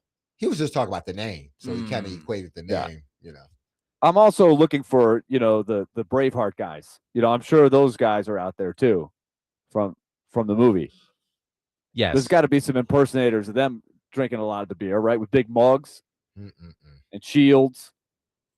But look, I tip my cap to the nation of Scotland. That's a lot of beer. That I would love to know an actual total. How many ounces of beer? England, by the way, just scored to make it 4-2. So the English can rest easy for a day, I suppose. Okay. But And so there'll be a lot of beer drink. What? Let's just warn the people of the city. Where are they playing right now? they are in, let's see. They are in, where are they? They're in Dallas. They're in Dallas. Okay. So they've got at least there's some room to operate down there. It's a little more spread out than in Boston. Mhm. Well, But- they drink the James or Bond Foxborough. drink. Vodka martini, shaken, not stirred. Mm. Ah. I So mean, will they the Brits, run out of the vodka? Brits can throw down as well. Anybody from the United Kingdom can throw down, whether it's Scotland or Great Britain or Ireland. They can all throw down. By the way, it's Scott's Turf Builder. Thank you, Sean. Yeah. Yeah, Is well, that guy? no, it's Scott, his name right? is So Scott. can we presume he's from Scotland? His name is Scott. Scott from Scotland Yes. on line one. I'm calling looking. it himself. I'm looking this up. I'm going to look this up. But that's just amazing that, and how long will it be in Boston? How many more days? Or are they done in Boston now? I'm not sure. Just imagine they had to have an emergency beer drop. Did they do it by plane? Did they do it by helicopter? How did they do it? That's what I'm trying to figure out. An emergency Yeah, did they beer make drop. some calls to the wheat fields, Yeah. in the various farmlands that produce the beer? Like, hey, pick up the production. Let's get this going. Like, Was it how deep did it go What- when this alarm sounded? Was it an Amazon thing? Get it the next day or get it within hours? So I'm trying to figure out, because if you ran out of beer and the people are still there, Pay the drivers overtime. yeah, you have to. You have to. Where were they getting their beer? Where was the closest city they can get beer from? That's what I wanted to know. It's a good Once question. they ran out. But I do have some sad news. It appears Mhm. that the actor who portrays Scott, the Turf Builder, is Norwegian. Oh, What? wow. They fooled us. He may be Foolish. he may be portraying a Scottish person, but he is Norwegian. Hmm. That seems wrong. Yeah, This is just shocking. very much. They couldn't so. get a breaking authentic news. Scotch. Breaking news. Yes. Okay. I do have to make a correction because like I said, I want to educate people. So Okay. I don't want to give out wrong information. Alan in Nashville is correct. Ireland is not part of the UK, only Northern Ireland. He is absolutely Right. correct. Thank So you. That's true. my bad. My bad, I don't guys. think nobody caught it. But At least we but you didn't. know what? It would bother me all night. I would come on the air tomorrow and be like, I was wrong. It's only Northern Ireland. Also, welcome to the show. One texter says, several years ago at a Kenny Chesney concert at the stadium, they drank all the alcohol by 10:30 in the facility, and he was sponsored by an alcohol company. They drunk the alcohol company out. Didn't they have that? Didn't Chicago do that Yeah, there was a to Bears game. Broadway? Yeah. Jay Cutler and the Bears came to town, and they got off. That team got off to a great start, and they crushed the Titans. And that was the word, that they drank all the beer on Broadway. That Broadway ran out of beer. Broadway has been defeated once, along with Boston. One texter says, let's see who wins a drinking contest between the nation of Scotland and the state of Wisconsin. If you had to put up, that's a good question. Quickly, if you had to put up one state in our wonderful country to try to win a drinking competition against the nation of Scotland. I mean, Massachusetts would be one of my first choices. Louisiana. Yep. During an LSU game. Yep. That's interesting. That's my theory. In general, usually is the further north you go, the colder it is, the more beer they drink. Yeah. Like you get up to Canada, there's no question. There's a lot of that going on. So up there. Wisconsin might be the choice. Maybe the choice. Wisconsin, like the University of Wisconsin, consistently ranks high in the party school category. Right? Always. So my hat is off to you, Scotland, for drinking every beer in the city of Boston. I mean, that is impressive. So we'll see if Boston can get its emergency supplies of beer in time for those Scots before they get thirsty again. Do you again. think they will continue this trend as long as they're in the I mean, they're going to drink every city out. Yeah, I don't know where Scotland goes next. I mean, I should probably look that up. And that city needs to prepare itself. Hold on. I'm going to look this up because I do think it's very important. Somebody else talk while I look this up. Yes. Somebody else talk while I look this up. That's going to be because they're like, it's almost like they're like little gremlins. Everywhere they go, they just take over and eat everything or drink everything. Then they move on to the next state or the next city and they just drink them all up and they move on to the next city. So wherever they're going, they need to be prepared. I'm sure they saw these headlines, Willie. Well, Scotland plays Morocco on Friday once again in Boston. Okay. So they're there for they're there for a few more days. Yeah, they ain't going back to Scotland. They're going to be there the whole time. This is a daily thing. Oh wow, man, that emergency was real then. Man. Craig says, I had a cousin who was a manager at a bar downtown, and he said the most beer he has ever seen consumed was when Notre Dame and LSU played in the Music City Bowl. Oh wow, that tracks. Yeah. What year was that? Man, let me see let me see what year that was. 2014, December 30th, 2014. Okay. A lot of beer drinkers. Here's to you, Scotland.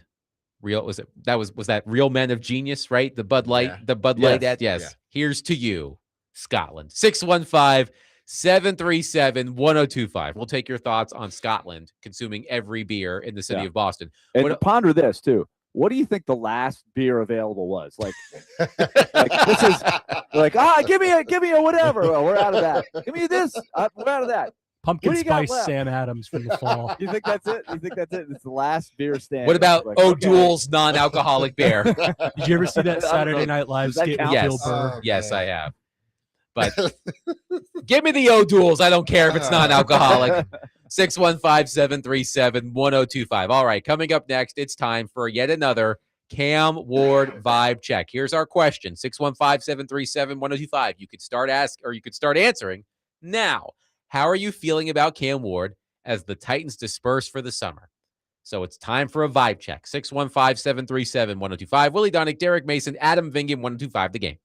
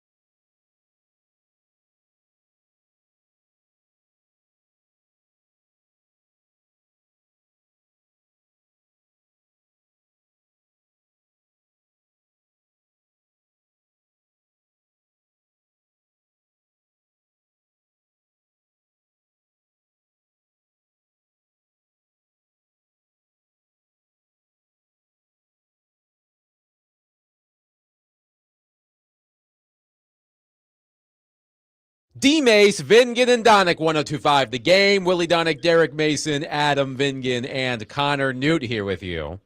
It is time for our semi-regular Cam Ward vibe check, 615-737-1025. We like to do this from time to time. And now I think is a good time to do it because the Tennessee Titans have wrapped up mandatory minicamp. We won't see him for about 6 weeks until the start of training camp. So how are you feeling about Ward as the Titans disperse for the summer?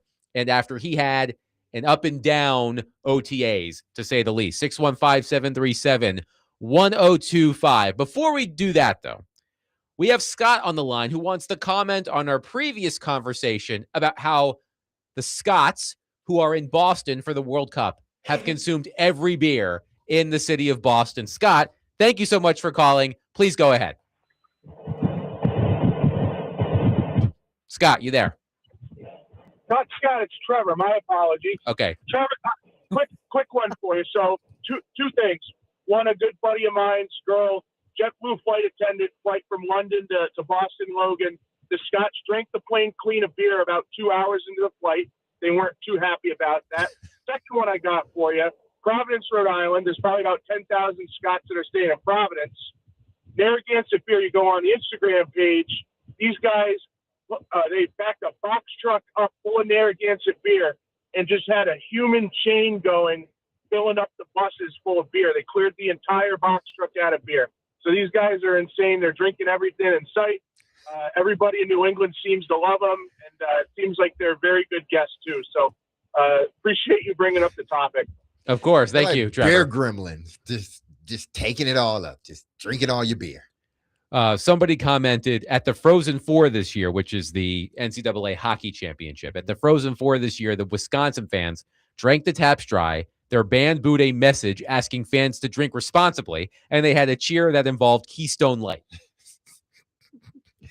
Yeah, there's some real drinkers right there. So Scotland versus Wisconsin. Who you got? Battle of the beer drinkers.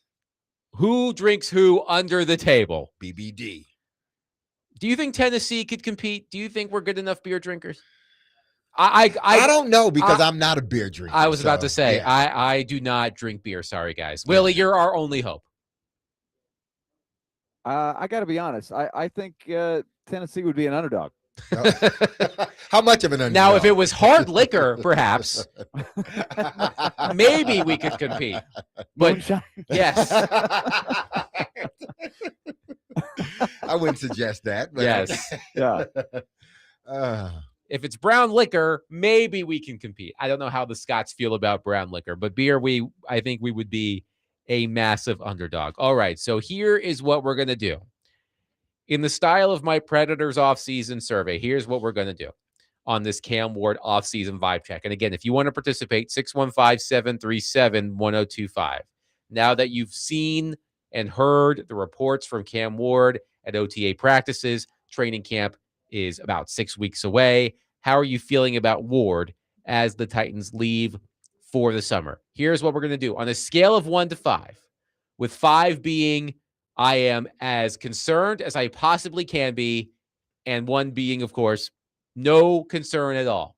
On the scale of 1 to 5, where are you on the Cam Ward vibe check? Derek Mason, why don't you kick us off?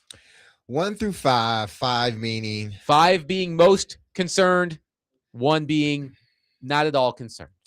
I'm really not concerned right now. We had Gentry on, early in the show, and he talked about, what he was seeing. Connor, talked about what he's seen. And then we went through the whole, routes and option routes and how critical it's going to be that everybody, is on the same page. And when that doesn't happen, you're going to see some miscues here and there. So I think they're going through the growing process right now. And in growing, there's going to be a lot of pain in the process. So at this point, I'm not worried at all. Would I like it to look a little bit better? Yeah, of course. You'd be crazy not to say you wouldn't. But as far as concern, I'm not concerned whatsoever right now. So on the scale of 1 to 5, It's a 1. a 1. It is a 1. Willie, are you also a 1? 1 is the least concerned. 1 is the least concerned. 5 is the most concerned. I think I'm going to surprise you because this is in the context of this is the first pick in the draft. Mhm. He's a quarterback. The bar is going to be high because you've got Daboll coming in and everybody's excited about what he's going to do. They've got a first-round pick, but that raises my concern in the context. So I'm going to say 4. Wow. I would not have. Goodness. I was expecting. Oh, Lord. I was expecting a 1. Elizabeth, I'm coming to join you, honey. Yes. I Because was expecting a 1. Doomsday No, Willie because Dog. Wow. I think the team is going to struggle, but it's not going to surprise me. But others are going to have a standard that they think, they're hoping to see, a stark change. And I'm looking at more steady improvement. But I think in that steady improvement in the big picture, there's going to be some struggles.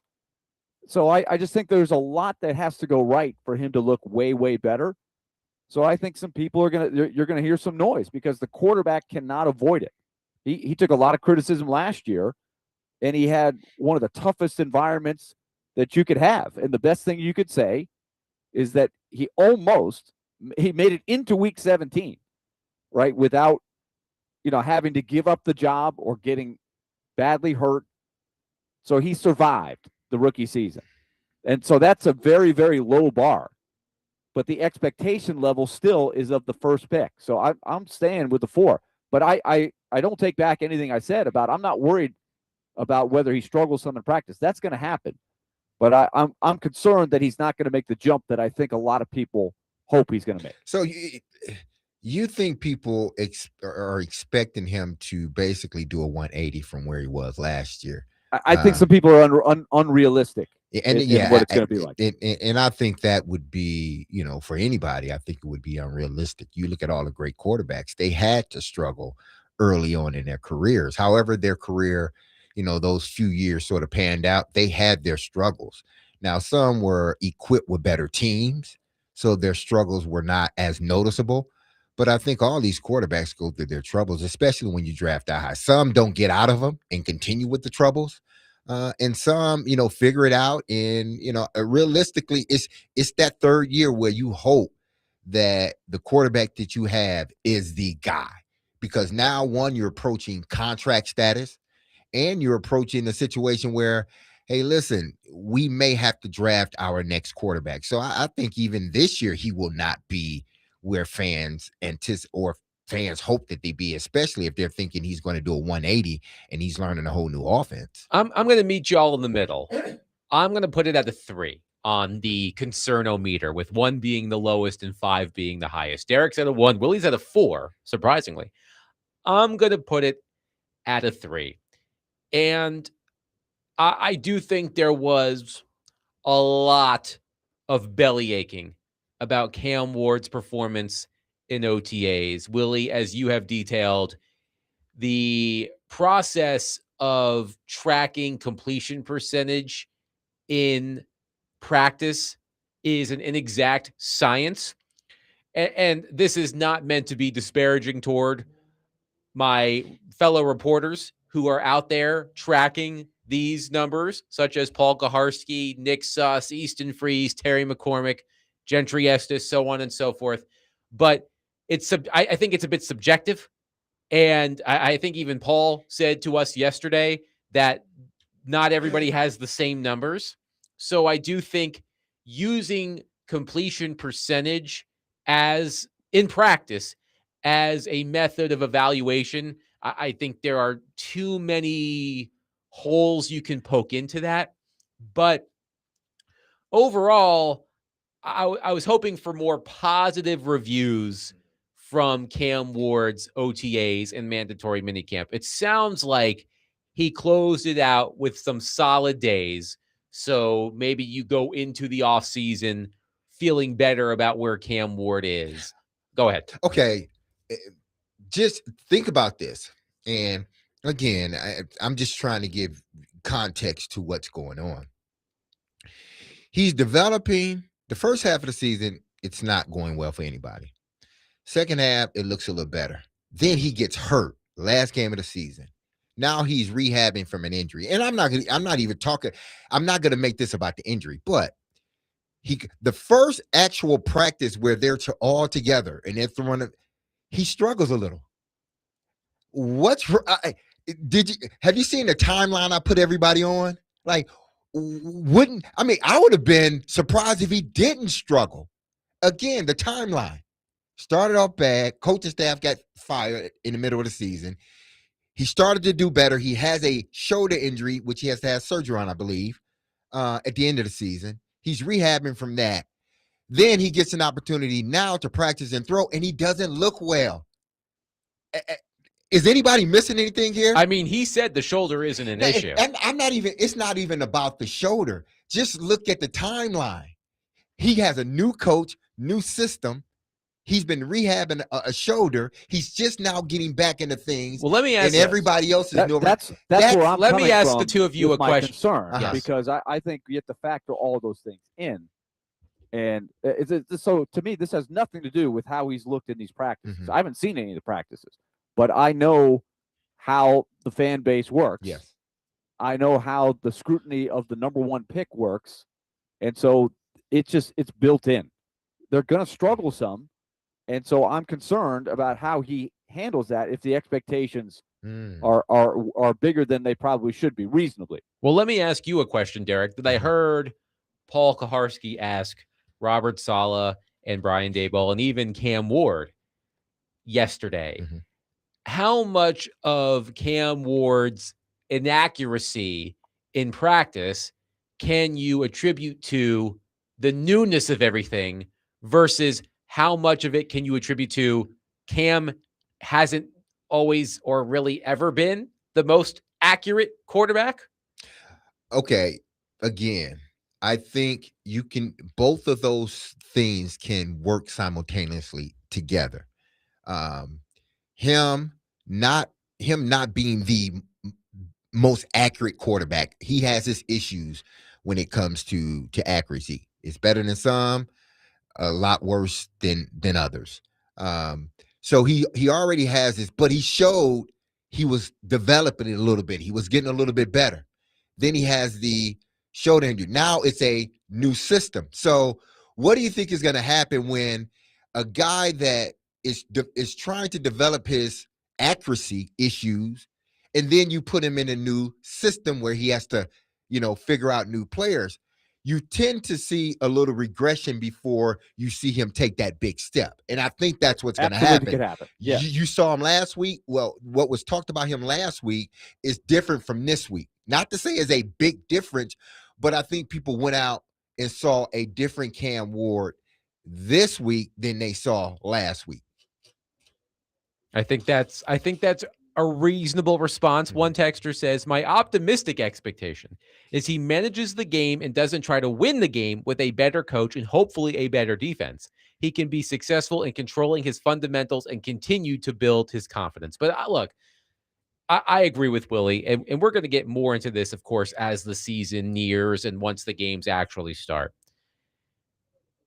People lose all concept of rational thinking when it comes to a young, highly drafted quarterback.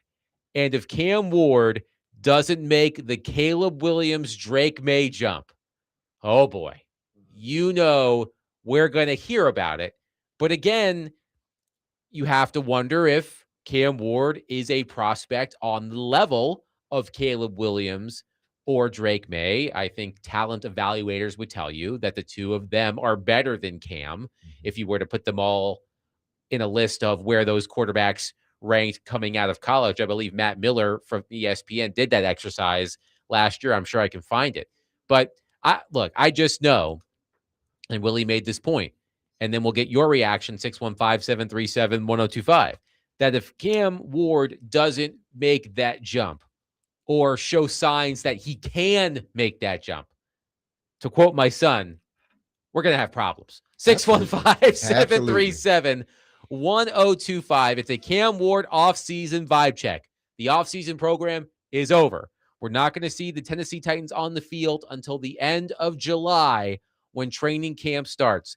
after everything we've talked about at OTAs, where are you on Cam Ward? How confident are you in Cam Ward as the Titans disperse for the summer? 615-737-1025. And also coming up next, I can't tell if this text message is meant to be sarcastic, but somebody said something that it pisses me off when people say this about athletes. And we'll get to it next. Willy Donick, Derek Mason, Adam Vingan, 1025 The Game.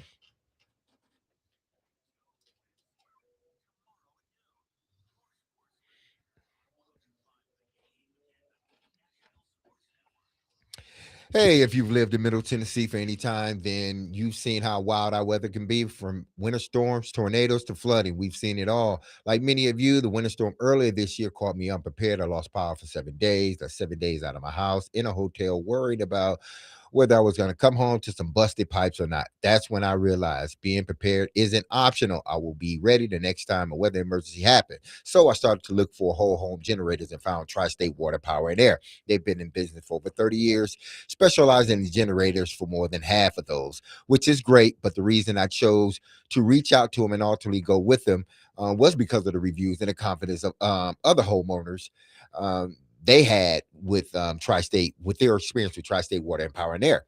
When Tri-State came to my home, they did a free on-site assessment. They made sure the generator fit my home for me and my family. The thing I appreciated the most was they didn't try to oversell me. They got straight to the point. All the answers that I asked of them, the questions that I asked, they had answers to it. Everything was turnkey.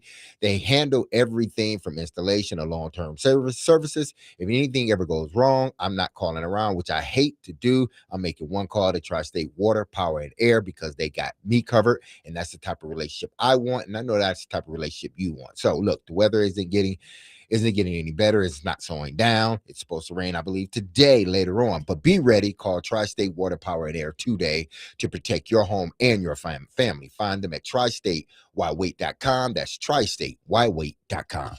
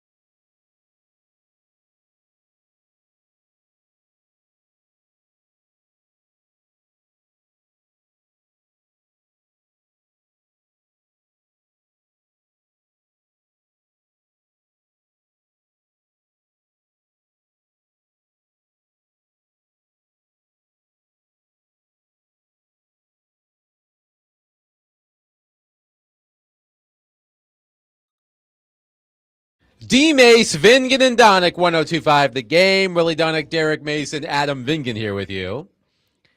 Continuing our Cam Ward off-season vibe check, 615-737-1025.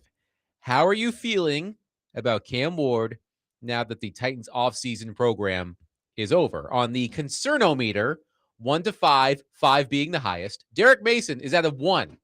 I am at a 3. Willie Donick off the top rope with a 4. But while we're awaiting your responses, there is a text here that I don't know if Craig is being sarcastic or not. And if you are, Craig, I'm really sorry, but I'm going to use you to make a point. Here is a text from Craig on our Cam Ward vibe check. After hearing all of the reports about Cam, I better not see any pictures of him on vacation.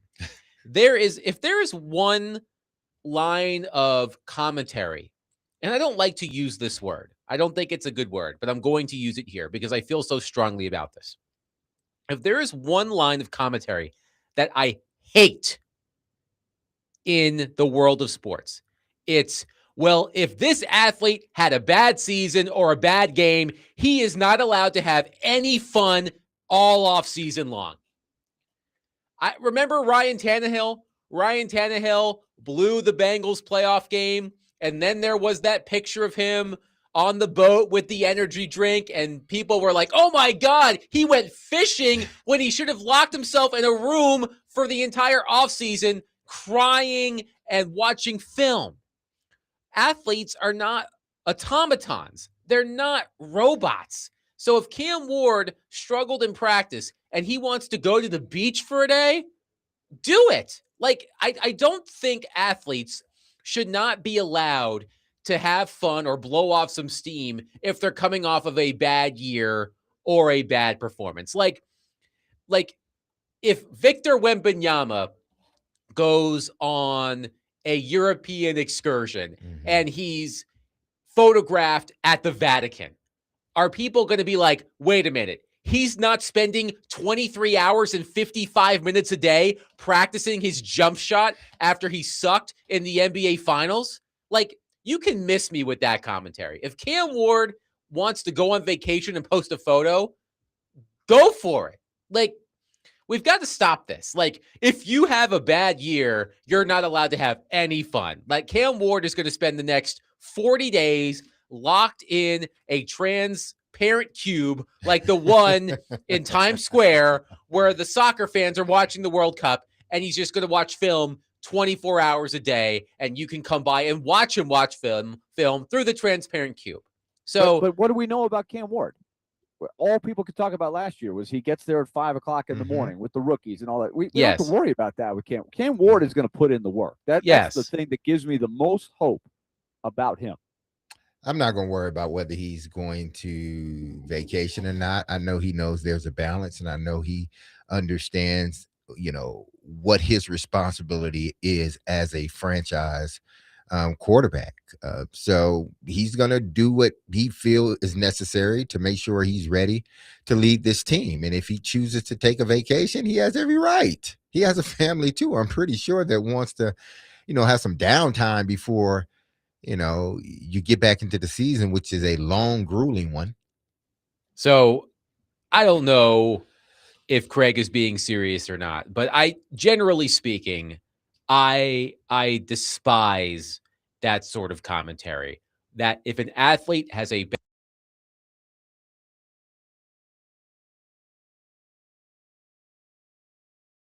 has to spend every waking moment of the offseason training to get better, to overcome whatever happened to him in that season or in that playoff game or in that championship series. So, right. It's why vacations were invented in the first place, right? You're more effective as a person at your job when you're able to have that balance and get away from it.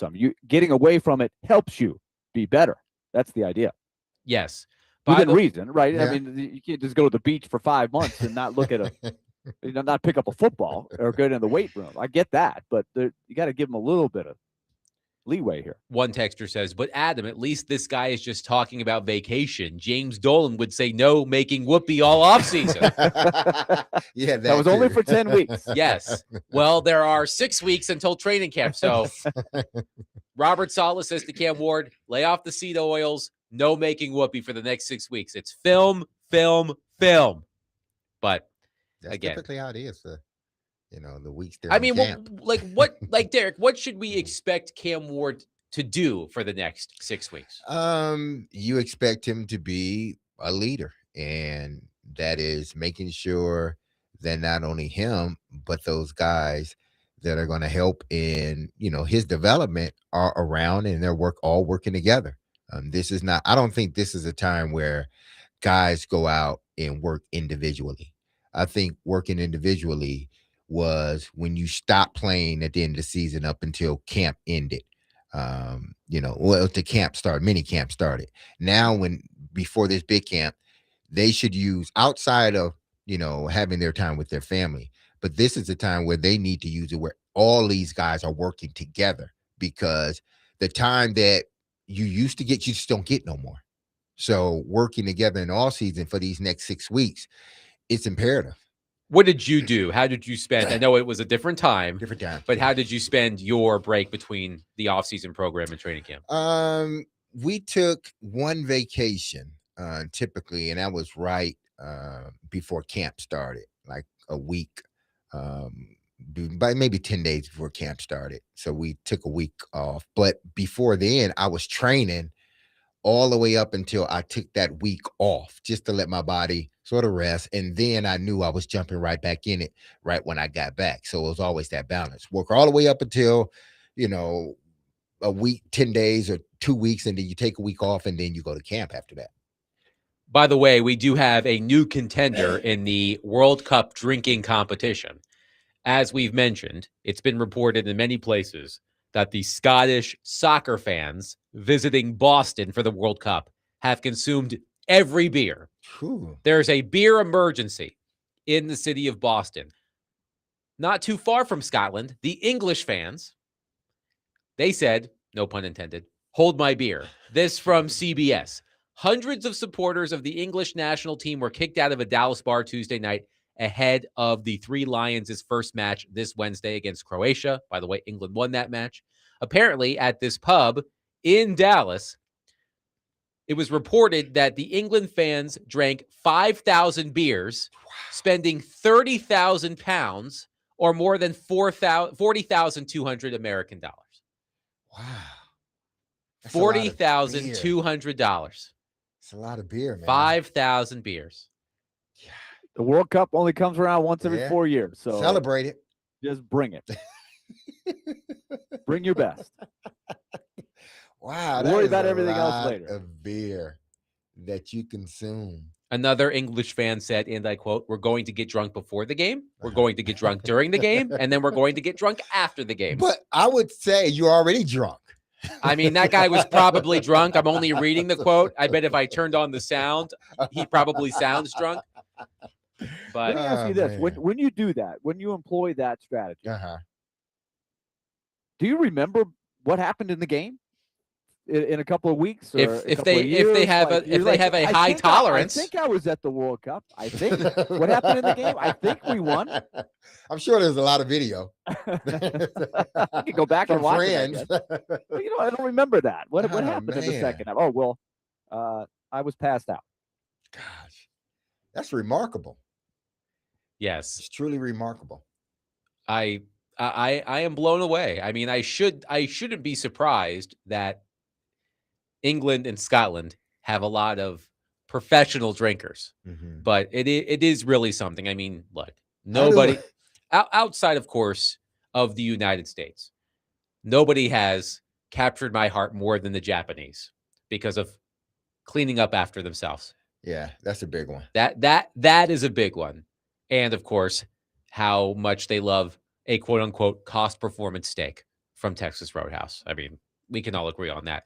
615-737-1025. We will continue to take your Cam Ward vibe check submissions. How are you feeling about Cam Ward now that the off-season program has come to an end. We'll continue to take your thoughts, and we'll wrap up the show. Coming up next, Willy Dunnick, Derek Mason, Adam Vingan, 102.5 The Game.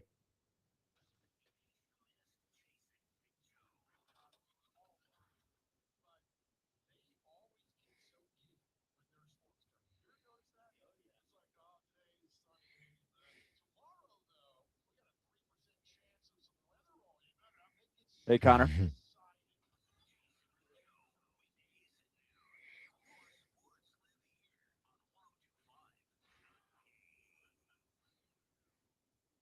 Speaking of cost performance, how about a word from our brand new sponsor in Twice Daily? They talk about this a lot with their rewards program. The Twice Daily Rewards program unlocks special discounts, savings. You can enter into their sweepstakes, and you can do a whole lot more. So the rewards program is cost performance effective. It pays to be a member with Twice Daily. You're going to earn points and save money with every visit when you go to Twice Daily. If you're looking for convenience, Twice Daily has you covered. Stop in, get rewarded. It's Twice Daily in the rewards program. Twice Daily, fresh all day. For example, drop on by, grab $6 for 2 slices of pizza. This is just one of many examples. And then you're going to pick up those points. We're going to be talking a lot more about Twice Daily in the coming days and weeks. It's Twice Daily, fresh all day.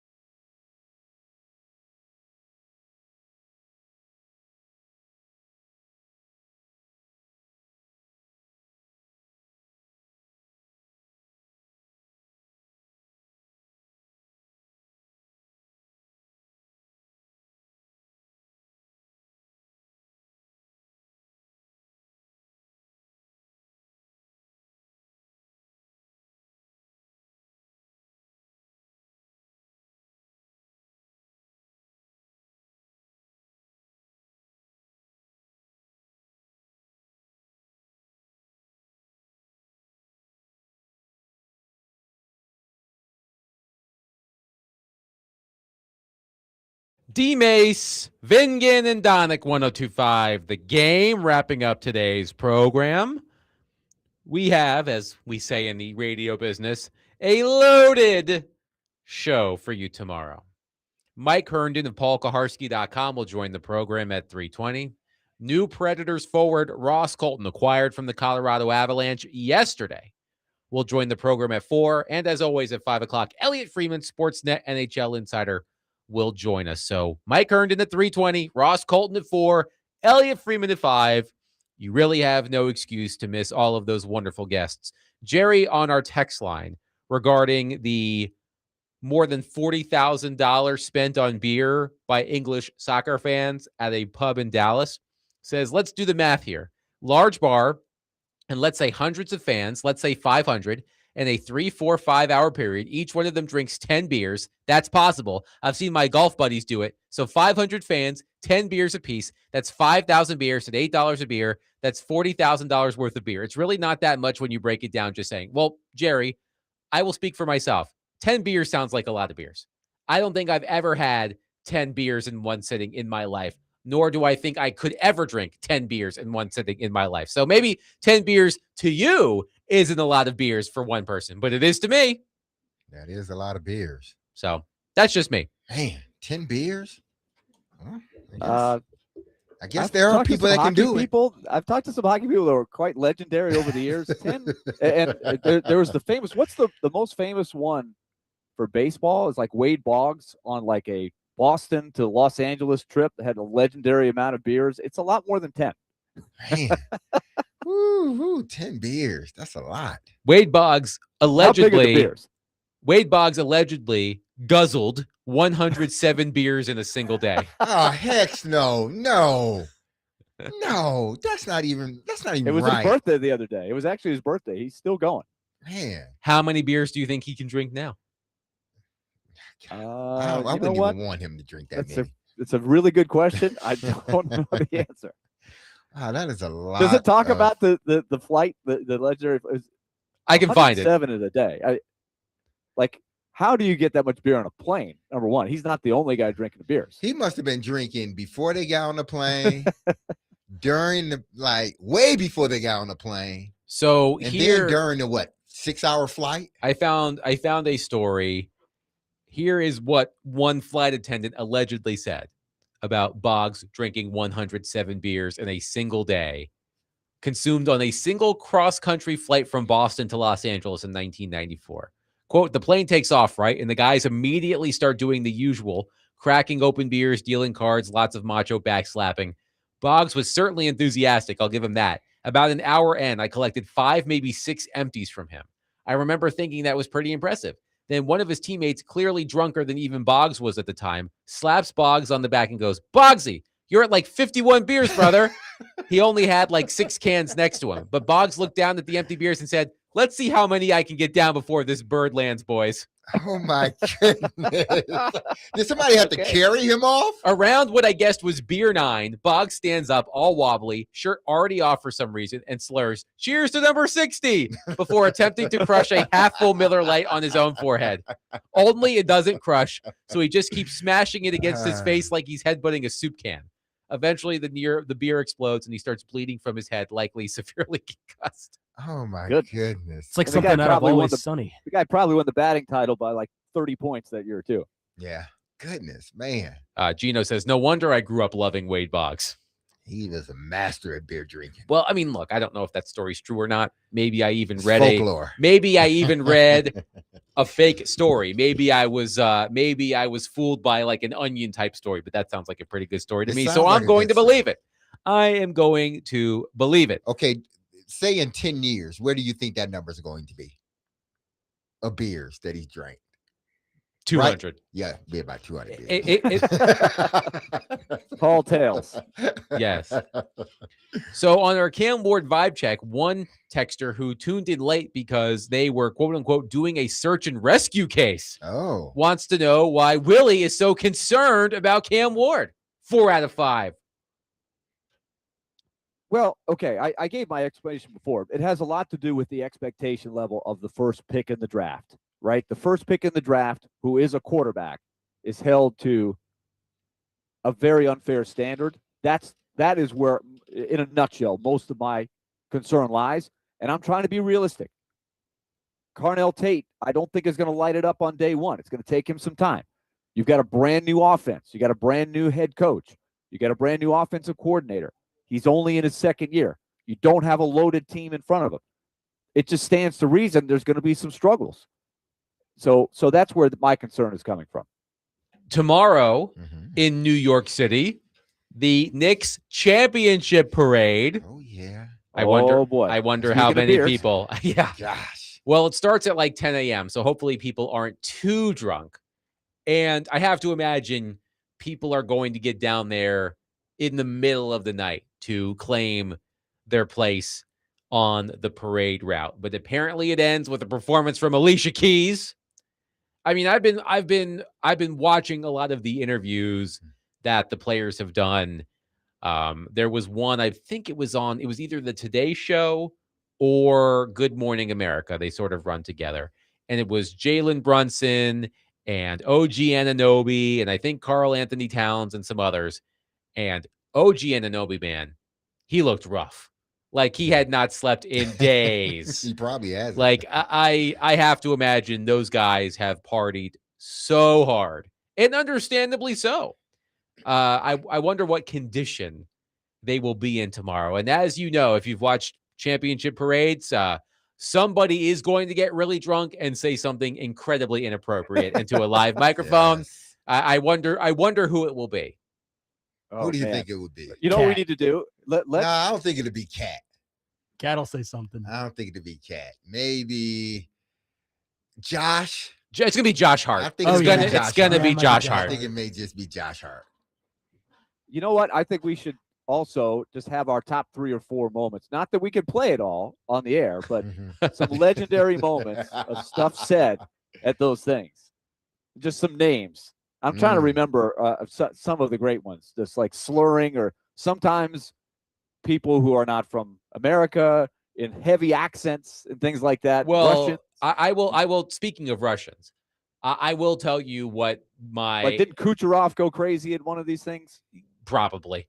But one that I know is near and dear to a lot of my friends' hearts. When the Washington Capitals won the Stanley Cup in 2018, they won it in Vegas, so that was probably a blur. But when they came back, like I wonder what it was like for the Hurricanes. They won it in Vegas over the weekend as well. Goodness. The Stanley People Cup. saw the sun come up. I think that's a good bet. I mean, the Golden Knights have only been in existence for 9 seasons, and in those 9 seasons, the Stanley Cup has been awarded in Las Vegas. The Capitals won in Las Vegas in 2018. The Golden Knights won in 2023, and the Hurricanes won it in 2026. So there have been some long Vegas nights with the Stanley Cup already. But when the Capitals came back, I mean, I'm sure people remember this. At one point, the team ended up in Georgetown and was splashing around in a fountain in Georgetown. Like Alex Ovechkin was doing snow angels in a fountain in Georgetown, if I recall correctly. So that was a fun memory off the top of my head. Championship parade shenanigans. But yes, I am interested to see who says something wildly inappropriate into a live microphone tomorrow. Yeah. Wasn't it Travis Kelce a couple years ago when they won the Super Bowl Yeah, and started he- drunkenly singing "Friends in Low Places"? Yes. That's on brand. Oh man. Let me see. Willie, does one come to mind for you? Wait, which? He said What are we talking about? Travis. He said Jason. Was it Jason or Travis? No, it's Travis. Travis, Jason was the yeah. one who showed up in like the How about Mardi Gras. How about when? Yes. How about when didn't Tom Brady throw the Lombardi Trophy Yes. from one boat to the other To And it Gronk. broke. Oh yes. To Gronk. in the Tampa Bay Buccaneers It almost championship went in the parade? drink, right? It was dangerously close to like sink into the bottom. Yes, that I remember. Let's see what else. I want to say I want to say like Ivan Barbashev a couple years ago when he was playing for the Golden Knights just said some absolutely crazy stuff. How about Mark Madsen dancing at the Los Angeles Lakers parade? Like Oh, 25 that's a years good one. ago. Oh, DMase wow. has got to remember that one. That was a Oh, long my time ago. That was goodness. funny. Oh man. I feel Didn't like I feel like Pat Riley came up with the term three-peat. Didn't he copyright Yeah, it? I he did believe he copyright did. that. Yes. And he called for a three-peat after he goes, and next year we're going to win it again. It'll be a three-peat. Didn't he say something like that? He did coin the phrase three-peat. So I don't know if he coined it that day, but he eventually trademarked it. I'm trying to think of other good. I'm sure like when I feel like if we Google this, we could come up with I'm sure when the Cleveland Cavaliers won the NBA title, I'm sure J.R. Smith did something wild. I can't recall. He had a bottle of Hennessy. one of the things that I Oh, okay. remember about that is Ernest Biner Yes. came to that, and they like honored Ernest Biner because he sort of characterized the pain of the Cleveland fans, and like everybody started bursting into tears, just saying, "Ernest, this is for you," all of that stuff. I was thinking about, I was watching Ernest Jones, where he went off on everybody. Yes. Former Tennessee Titan, Yes. Ernest Jones, when the Seahawks won the Super Bowl. Yes, I am very curious. I do wonder if Elmo gets invited to the championship parade, or if he is dead to all of the New Yorkers for not picking a side in the NBA Finals. I mean, his head was paraded around the streets of New York on the pike with the word traitor underneath. If I'm Elmo, I wouldn't show up. Yeah, Elmo might want to stay on Sesame Street. Elmo might want to stay on Sesame Street, but I do love a good parade. So Will they give Danhausen a float? they should. He is partially to Have blame for this. y'all seen this? So Danhausen is a professional wrestler who masquerades as like this sort of ghoulish figure. He's got black, white, and red face paint, and he has the power to curse people, quote unquote. And he uncursed the Knicks, and then the Knicks won Yes, he deserves 13 games in a row. He was on Stephen A. Smith's podcast today. I saw. He's doing well. He as a definitely result of deserves this. a float. Yes, I wouldn't be surprised if he made an appearance at the parade. By the way, Chuck. Okay, we also need him to lift the curse on the Nets while we're at it. Well, Curse Willy, of the Bambino. he does have a cameo, and if you pay him human monies, he will uncurse your favorite team. And Human send him money. teeth. So this is similar to your program about helping people with their vocabulary. Right. And by the way, Chuck says today's word of the day is whifty, a synonym of ditzy, describing something or someone eccentrically silly or scatterbrained. Oh, okay. I think we're going to incorporate the word of the day into the program moving forward. Whifty. We're gonna- Whifty, W-I-F-T-Y. So we're going to incorporate that tomorrow? No, we'll have to see what tomorrow's word Oh, of the day okay, is. okay. I thought That's it was gonna- today's word of the okay. day. Whifty. One texter says the LA Rams multiple times on stage F them picks during the Rams championship Super That Bowl was true. parade. So we will see if the Knicks behave themselves. They probably won't, but we'll still find out. Tomorrow, once again, many wonderful guests on the program. Mike Herndon of PaulKaharski.com will join the program at 3:20. New Predators forward Ross Colton will join the program at 4. Elliot Freeman, Sportsnet NHL Insider, will join us at 5. So really, there's no excuse for you not to be listening to the show tomorrow. But in the meantime, have a wonderful rest of your evening. We will talk to you tomorrow at 3. Be loved, love on your people. Have a safe, blessed, and wonderful day. I love you. The team loves you. You hear that music? Don't you forget about us, because we will not forget about you. We will be back on these airwaves starting at 3 p.m. on 102.5 The Game. And as I always said, we're going to be talking, and You gonna be listening. peace.